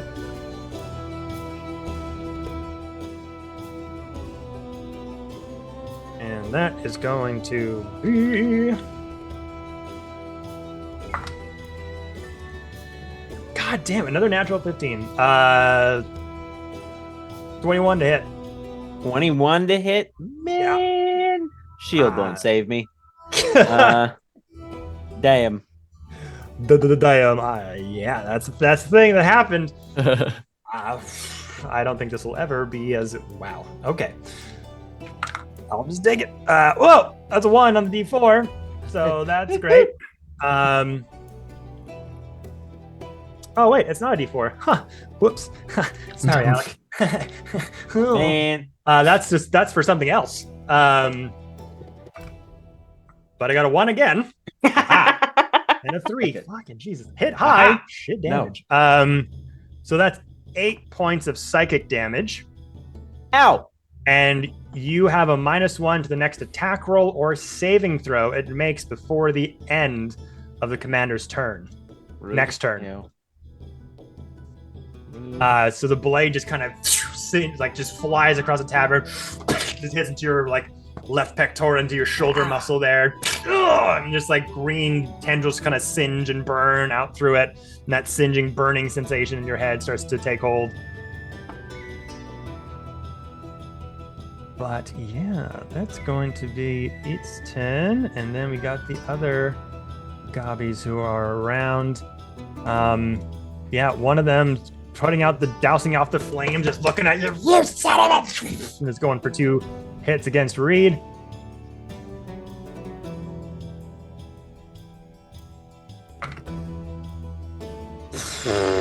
Natural 17.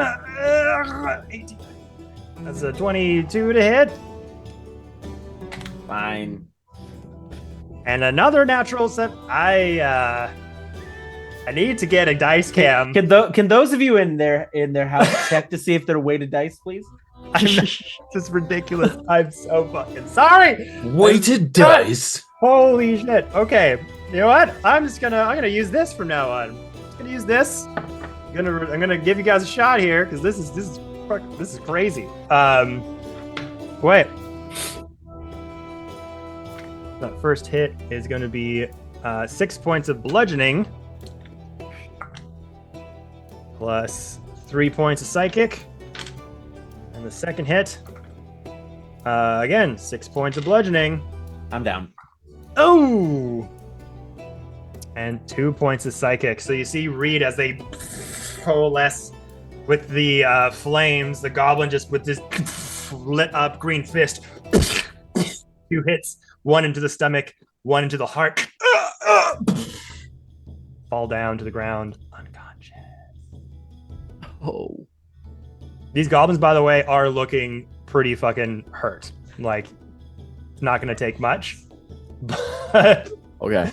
after seeing the flamethrower man with his fists ranging out, something had to be done.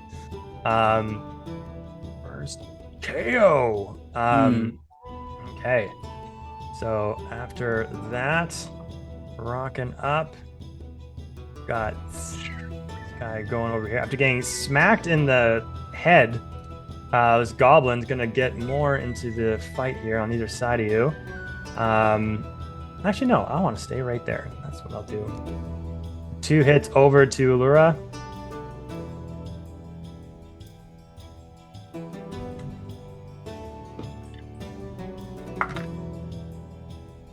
No, I said I would not roll with that. I have to roll with this if it's not good again. Well, that's a natural 18. Not the dice. Not the dice. I'm gonna touch all your dice after this and curse them. Whew, good lord. Okay. It's 23 to hit. Again. 7. Jesus Christ, finally. It's 11.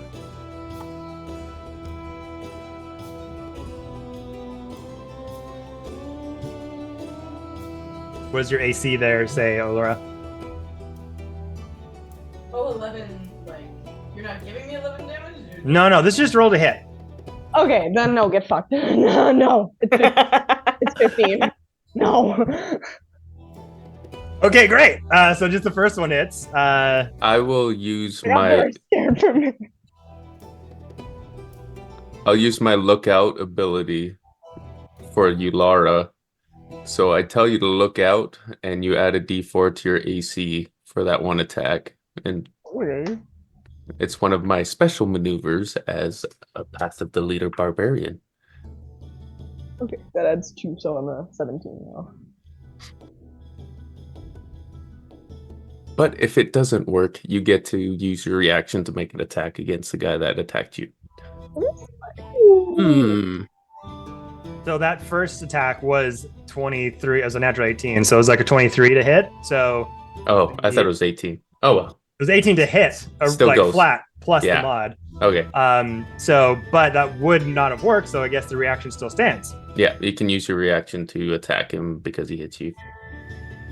I inspired you to fight back. Yeah, so Torben's just kind of calling roughshod and be like, get him, move forward. So Arilla, we just learned over your monk abilities. So for you, for that reaction, you can either hit him with an unarmed strike, or you could choose to turn one of your unarmed strikes into that breath weapon. That's what I'm likely gonna do. Okay. So they have to roll a dex save and beat a 12, I believe. Yeah. From your key save.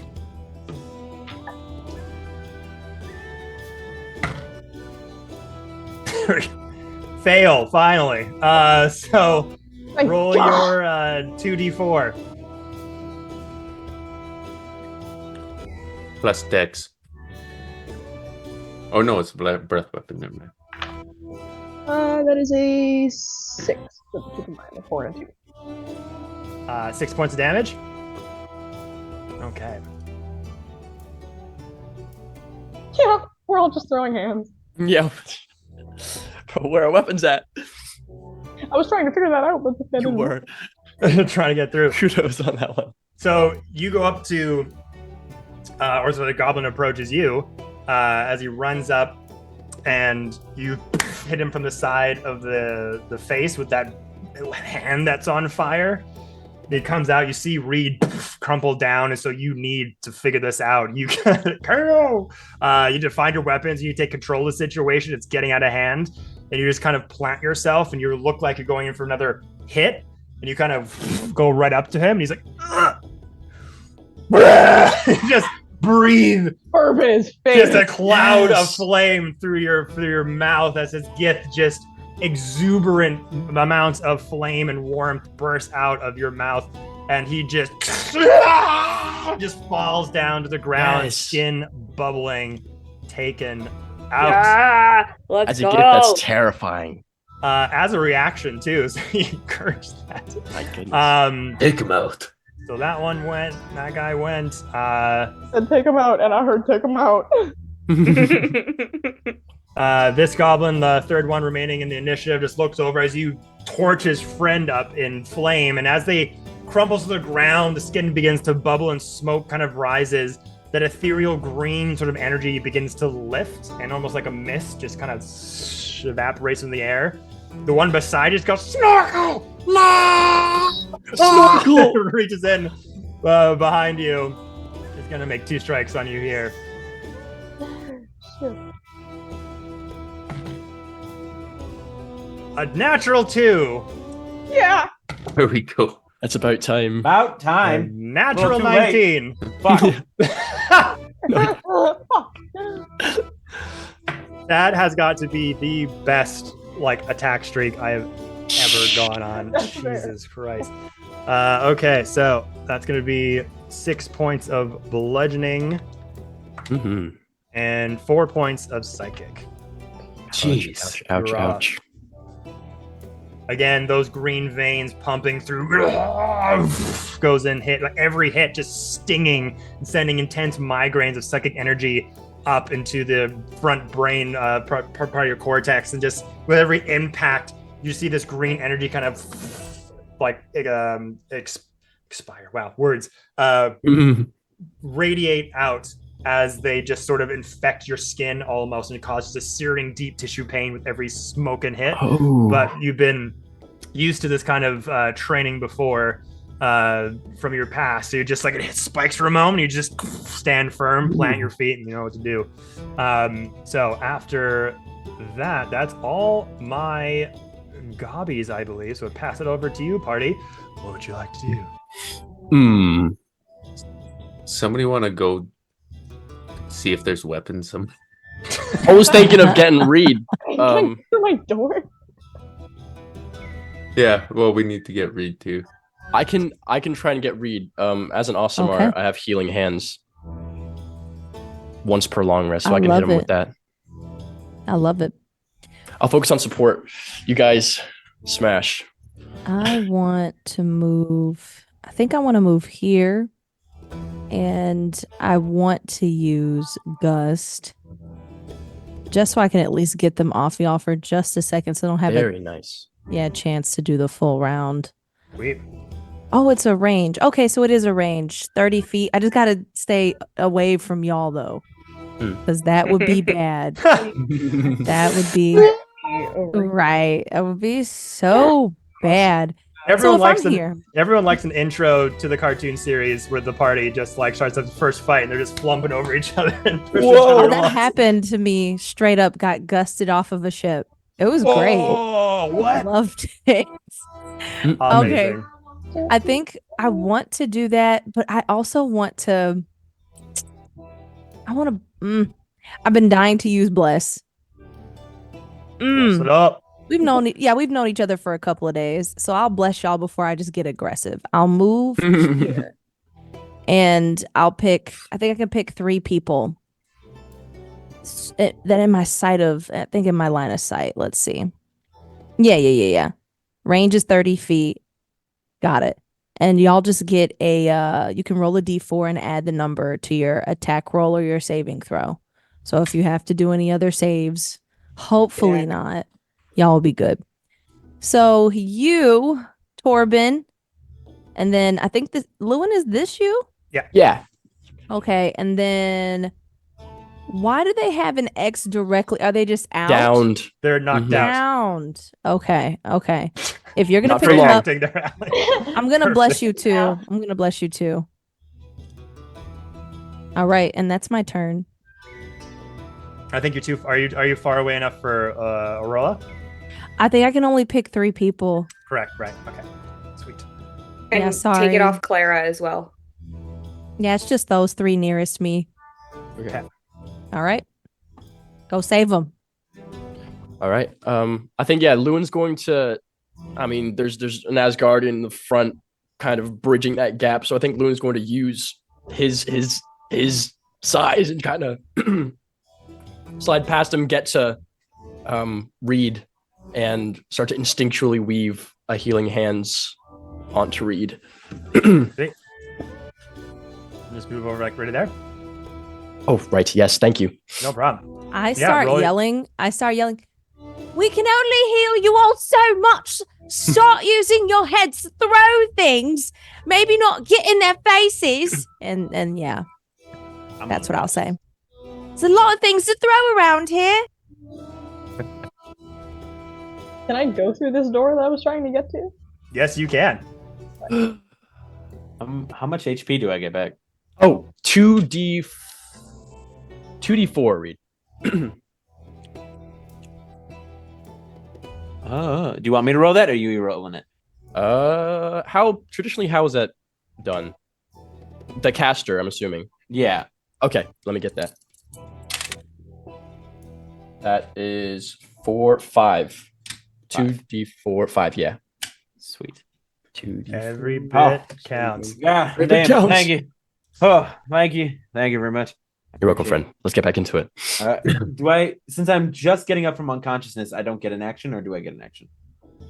I believe. Let me just see. I think you might be out of actions on that turn.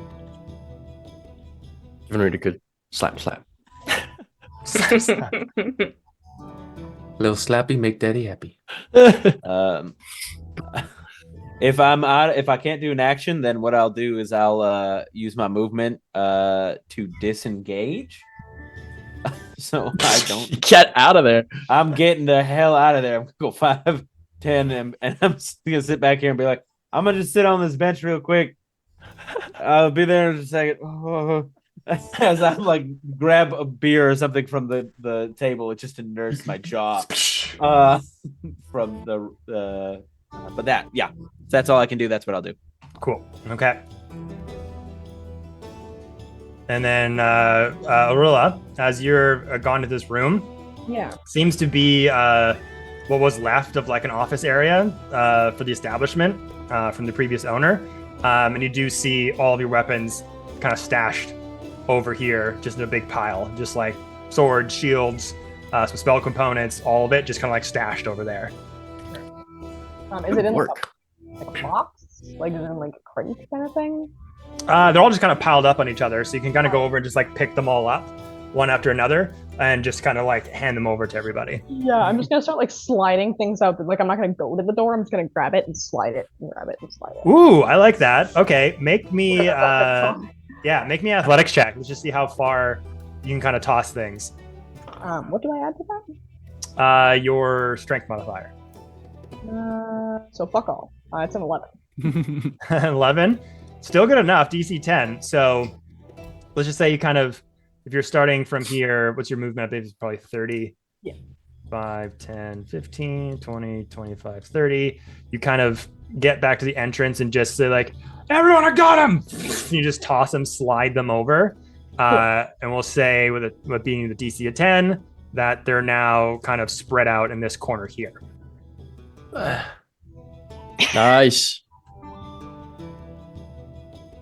I'll just kind of make a... Sliding shit on the floor.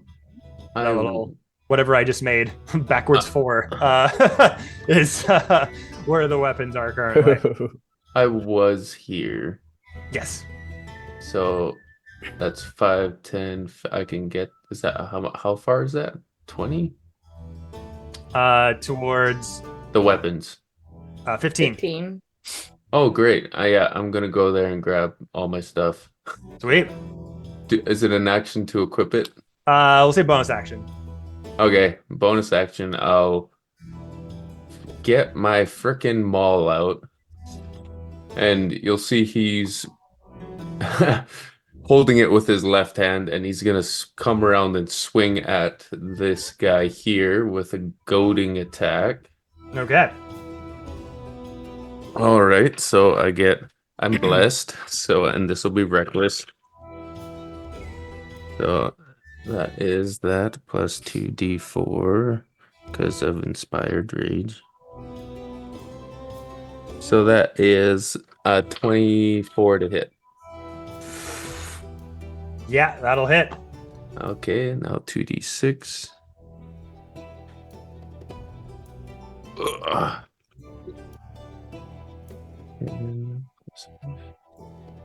17 plus a d4. That's a 19 total damage. 19 damage? Yeah. Oh!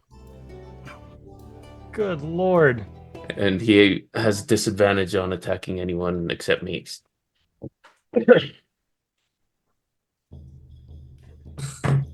Crushing hit. Very If nice. you have blessed, don't forget you're blessed. Yeah, I put it on there. Of course you did. Oh, yeah. So yeah, you kind of instinctually, Tom Cruise, Mission Impossible, just run forward, leaping over the table, kind of sliding onto the wood boards, kind of using the brunt of your boot to kind of hit one of the floorboards up, and it puts the mace up in the air, and you smack grab it, and you're like, made of that fine Asgardian armor, that's playtime. And you just kind of, the goblins trying to like get out of the flame radius that Reed has kind of put onto them, and kind of through the flames can't really see you where you've kind of skidded over, and then kind of looks up in your direction, just sees this hulking Asgardian like come out through the flames. He's got this sort of this green magical shield up from wherever it's coming from, just get smashed like a vase as you crack through and just break into the clavicle bone, and you see a loud snap as he just crumples to the floor. Still up? He is still up. Still like Somehow. all the green energy surging through them. The veins are coming out of every part of their muscle fiber, kind of coalescing around it a little bit, but still standing. Okay, so Relura, you've thrown those weapons over. Hermitha, you've done. Clara, do you want to do anything? Yeah, I was just yeah. about to say, Clara's going to launch now that the space in front of these guys is kind of cleared up. She launches a shard of ice towards the one in the middle, with an ice knife. That's a 23 to hit the one in the middle. Yep, that'll hit. So that is not great. 3 damage. However, the other 2 also need to make dex saves as this shard of ice leaves Clara's hand, kind of impales the guy in the chest. It also explodes and ice coats basically every surface in the area. So I need a dex save from both of those.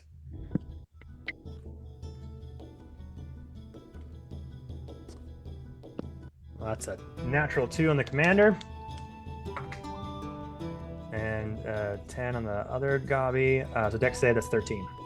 Okay, so the second one does just succeed, so nothing will happen for him.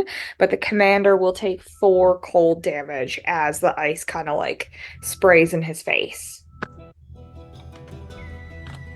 Okay. Good. So damn. Okay, yeah. So you see Torben leap out from the flames, crack the commander in the clavicle with the mace, goes down heavy.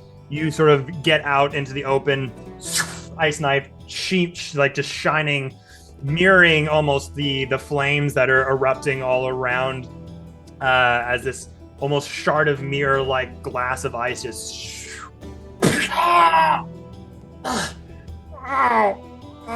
takes it out.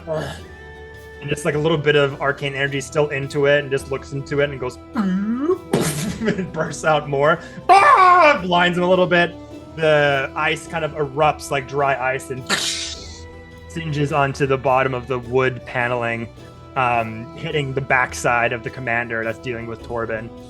But they're looking hurt. They're looking really hurt. All right, I believe that's everyone's go. Arula, I believe we said it was a bonus action for you to throw the weapons. So you would still have an action. I'm just gonna make my way outside. I'm just gonna watch that happen. Okay. All right, so staying there. All right, so we got the gobbies going now. Let's see. Oh, do I get the thing back? That is also important. No, I don't.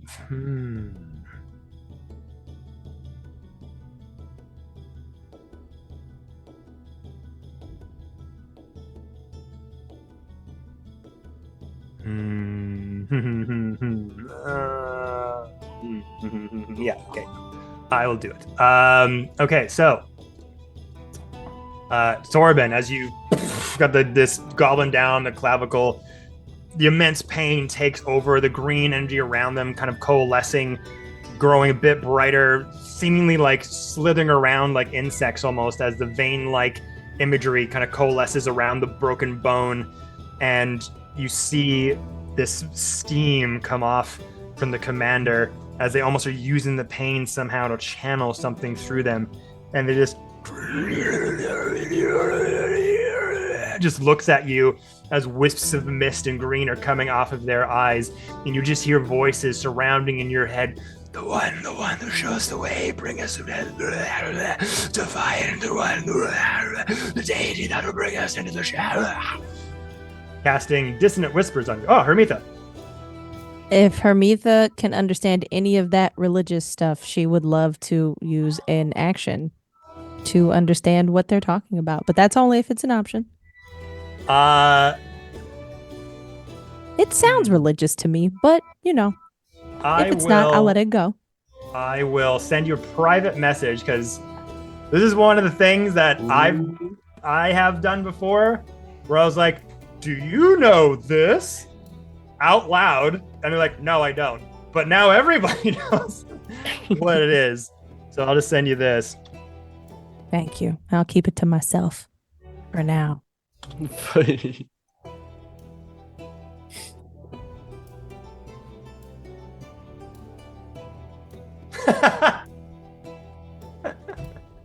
So unfortunately, this loud whispers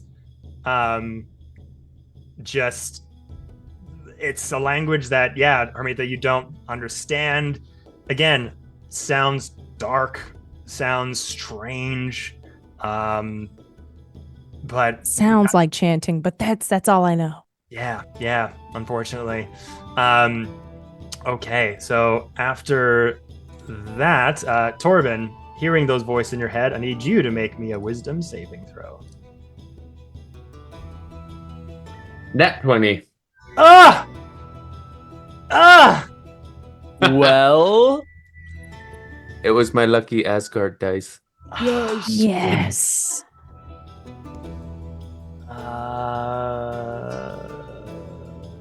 You're gonna take half damage, but it's not as fun.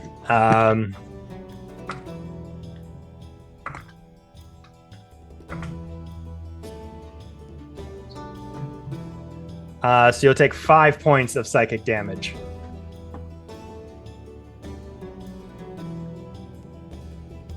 Okay. So you just kind of like just shake off whatever was being spoken to you inside your head.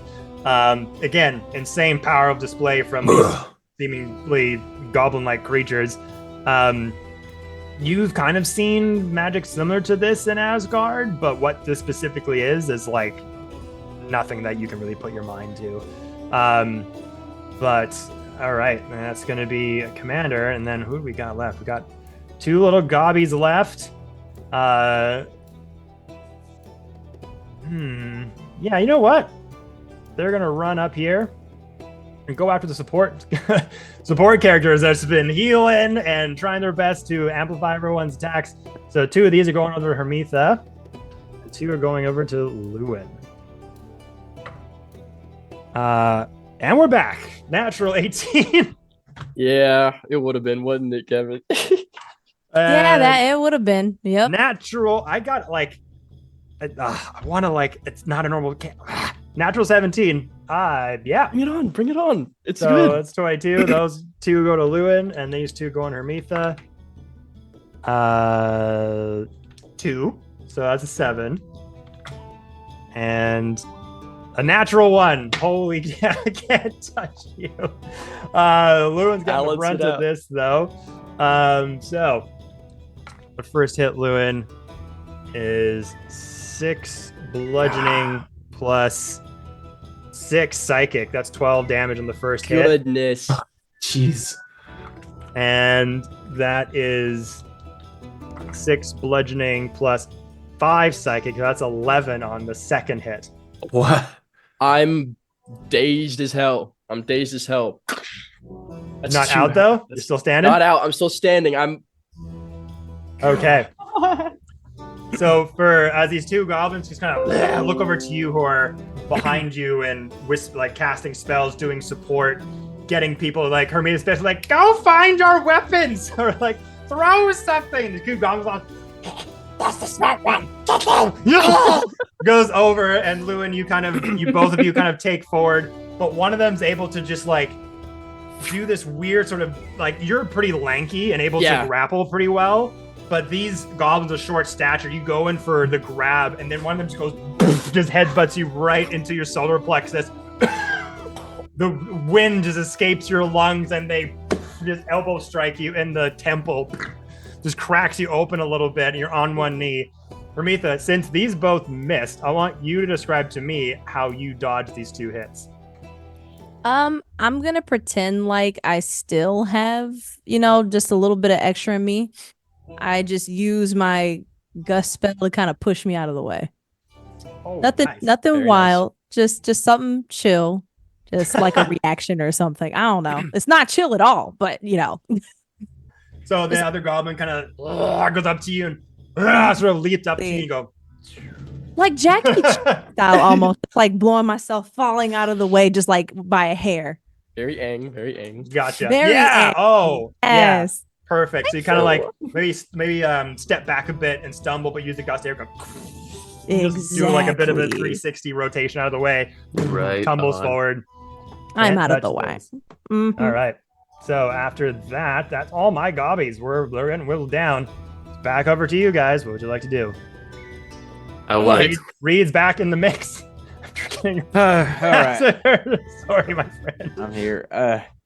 How does the big goblin that's in front of Torben? How does he look?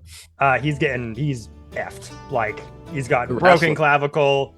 This enormous display of power still surging through him, but he's like, good. I'd like to fire a chaos bolt at him. Ooh. Okay.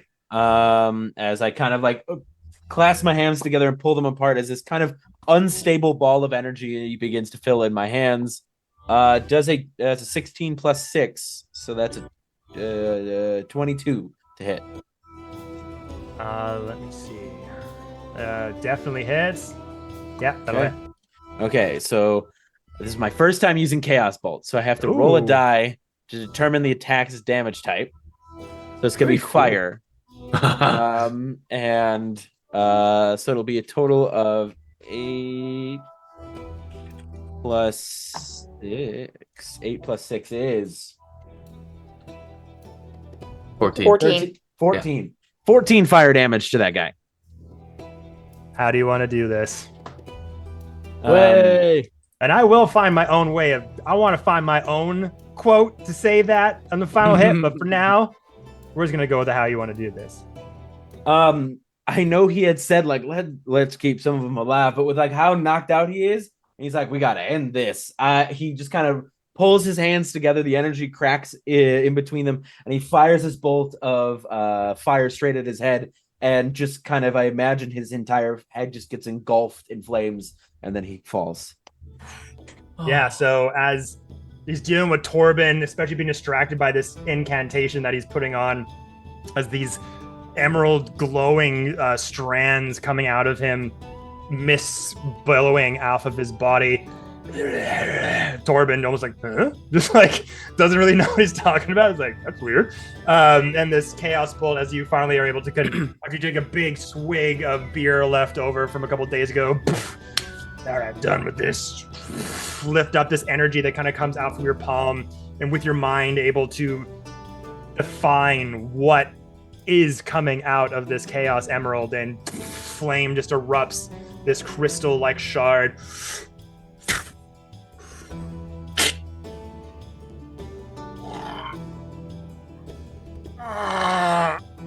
And the chaos shard just starts to kind of melt into the side of the head and just just light on fire, like you just tossed a bunch, like almost transmuting the shard itself into like an oil slick that latches on fire, falls down. The platform shoes just pop off of his heels. And defiant defeat is definitely no more. Blew his mind and his socks off. Hey, Goal.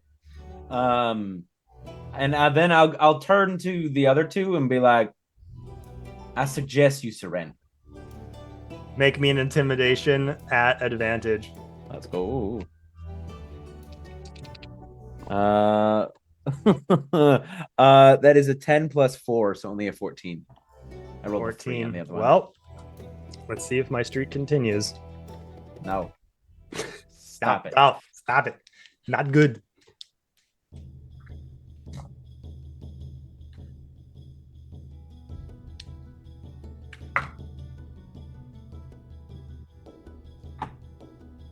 It was a 4. Mm-hmm. That was a 2. Let's go. With that, you want to say your speech again there? He just kind of like gestures to the screaming dying boss and goes, I suggest you surrender. Hermitha kind of blowing with the gust of wind around Lewin. Just got like rocked with the elbow, looks over, is writhing in pain. The goblin, no more, skin still bubbling. The charred body of the other goblins now just black and crusting from Arula's fire breath. singeing in the air. The tavern's catching on fire, by the way. I don't know if I was very explicit about this, but flames are like starting to catch a little bit here. We all used a little bit much of the fire. And are starting to spread. But it is very intimidating indeed. Like the fires of hell are started coming to take them all down to death below. And the two goblins just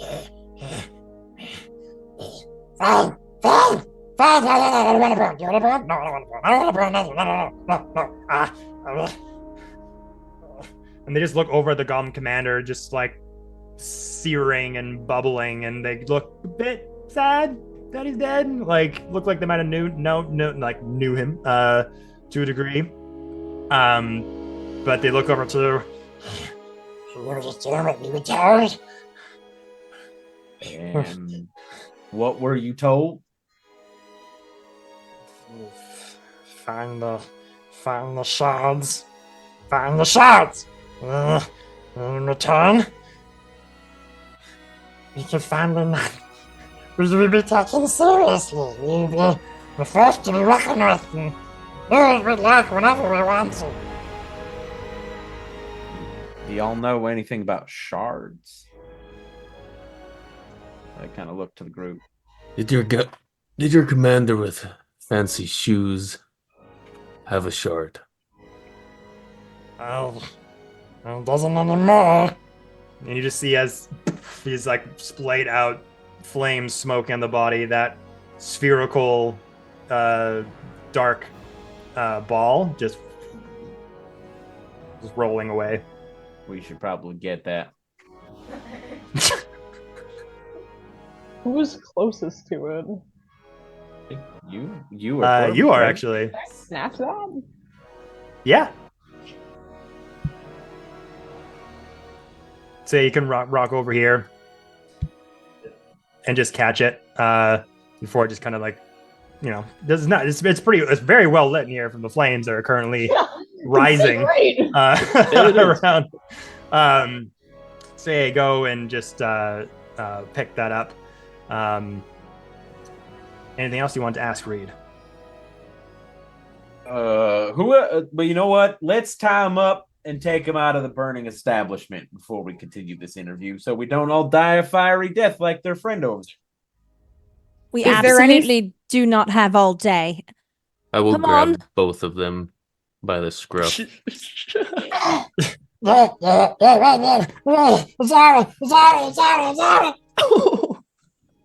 and make my way this way. Yeah, Very nice. I'll grab my equipment that I never picked up and make my way out. I don't know why that was so funny.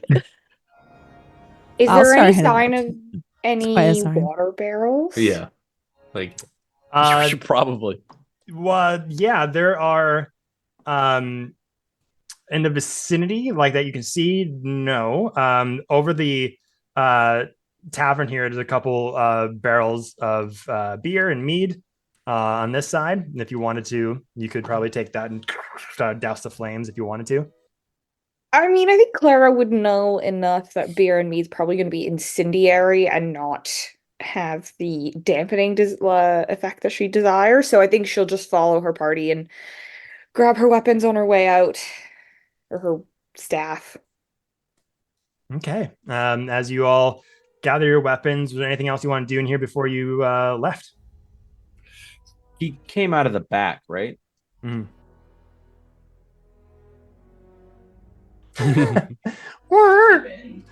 Gonna peek my head in there real quick, see if there's anything in there. As you are back there, you see again more like broken glasses and a bit more destruction. You see images like carved into various wood surfaces, kind of their version of graffiti. You see like a crude little picture of like a goblin that just like something like a 5-year-old would do, just like a big head with like little spiky teeth and like a smile. One with like a frown with like eyebrows that just go down like this, and like a stick body and stick hands. A couple games of tic-tac-toe. Another one saying this bar sucks, but it's SUX. And you also see what looks like to be in common says Zorz was here.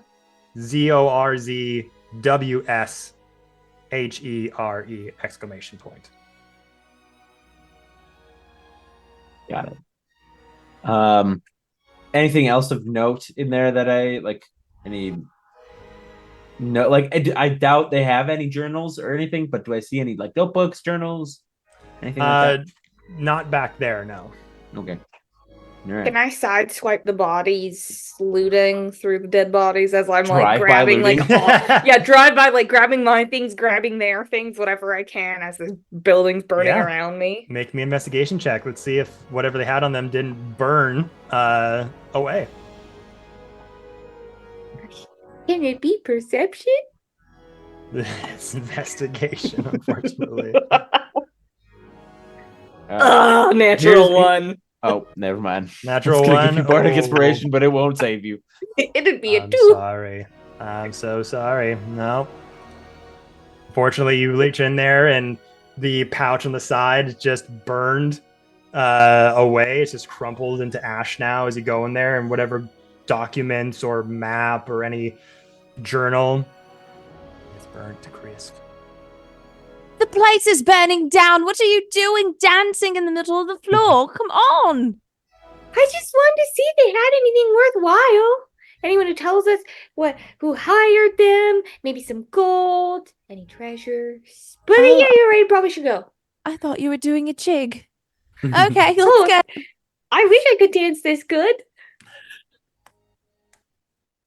I just nod. I actually just take that and I just kind of chew on that for a second. I'm like, All right. and I'll hold the door open. Is this the door? Yeah, Is that where's the the Oh, door? it's the one down Oh. there. Do-do-do. Where's the door? Yeah, that's the front door there. Oh, Okay. thank God. We All right. let's get out of here. And with the two goblins in tow, you sort of exit the front door, two goblins in one hand. The festival is kind of still raging outside. The parade is still kind of wafting through, confetti kind of spreading down from all sides. There's a big like Mardi Gras party going on the streets, but you're a bit like maybe an alley or two away from it. And as you kind of come out of this tavern, smoke coming out from the windows and from the front door now, there's just a little kid just like sort of wandering by, like going to meet its parents. They just kind of look at you all, just enter out of this tavern. Torben with two goblins under each arm, walking out, and the kid just going. I flick him a gold piece and go shh as we walk away. And Go sorry, ahead, go ahead. Oh, No, I was go gonna ahead. say I walk beside the goblins and I'm just doing that annoying thing, know-it-alls do. You have a lot of explaining to do when we turn you into the authorities. You are quite naughty. And look what you've done. You scared the children. The poor children. I can't believe this. And I look up. What's the name of this town? the sleeping giant. The sleeping giant. The sleeping giant. They're supposed to be sleeping, not burning. And look what you've done. Huh.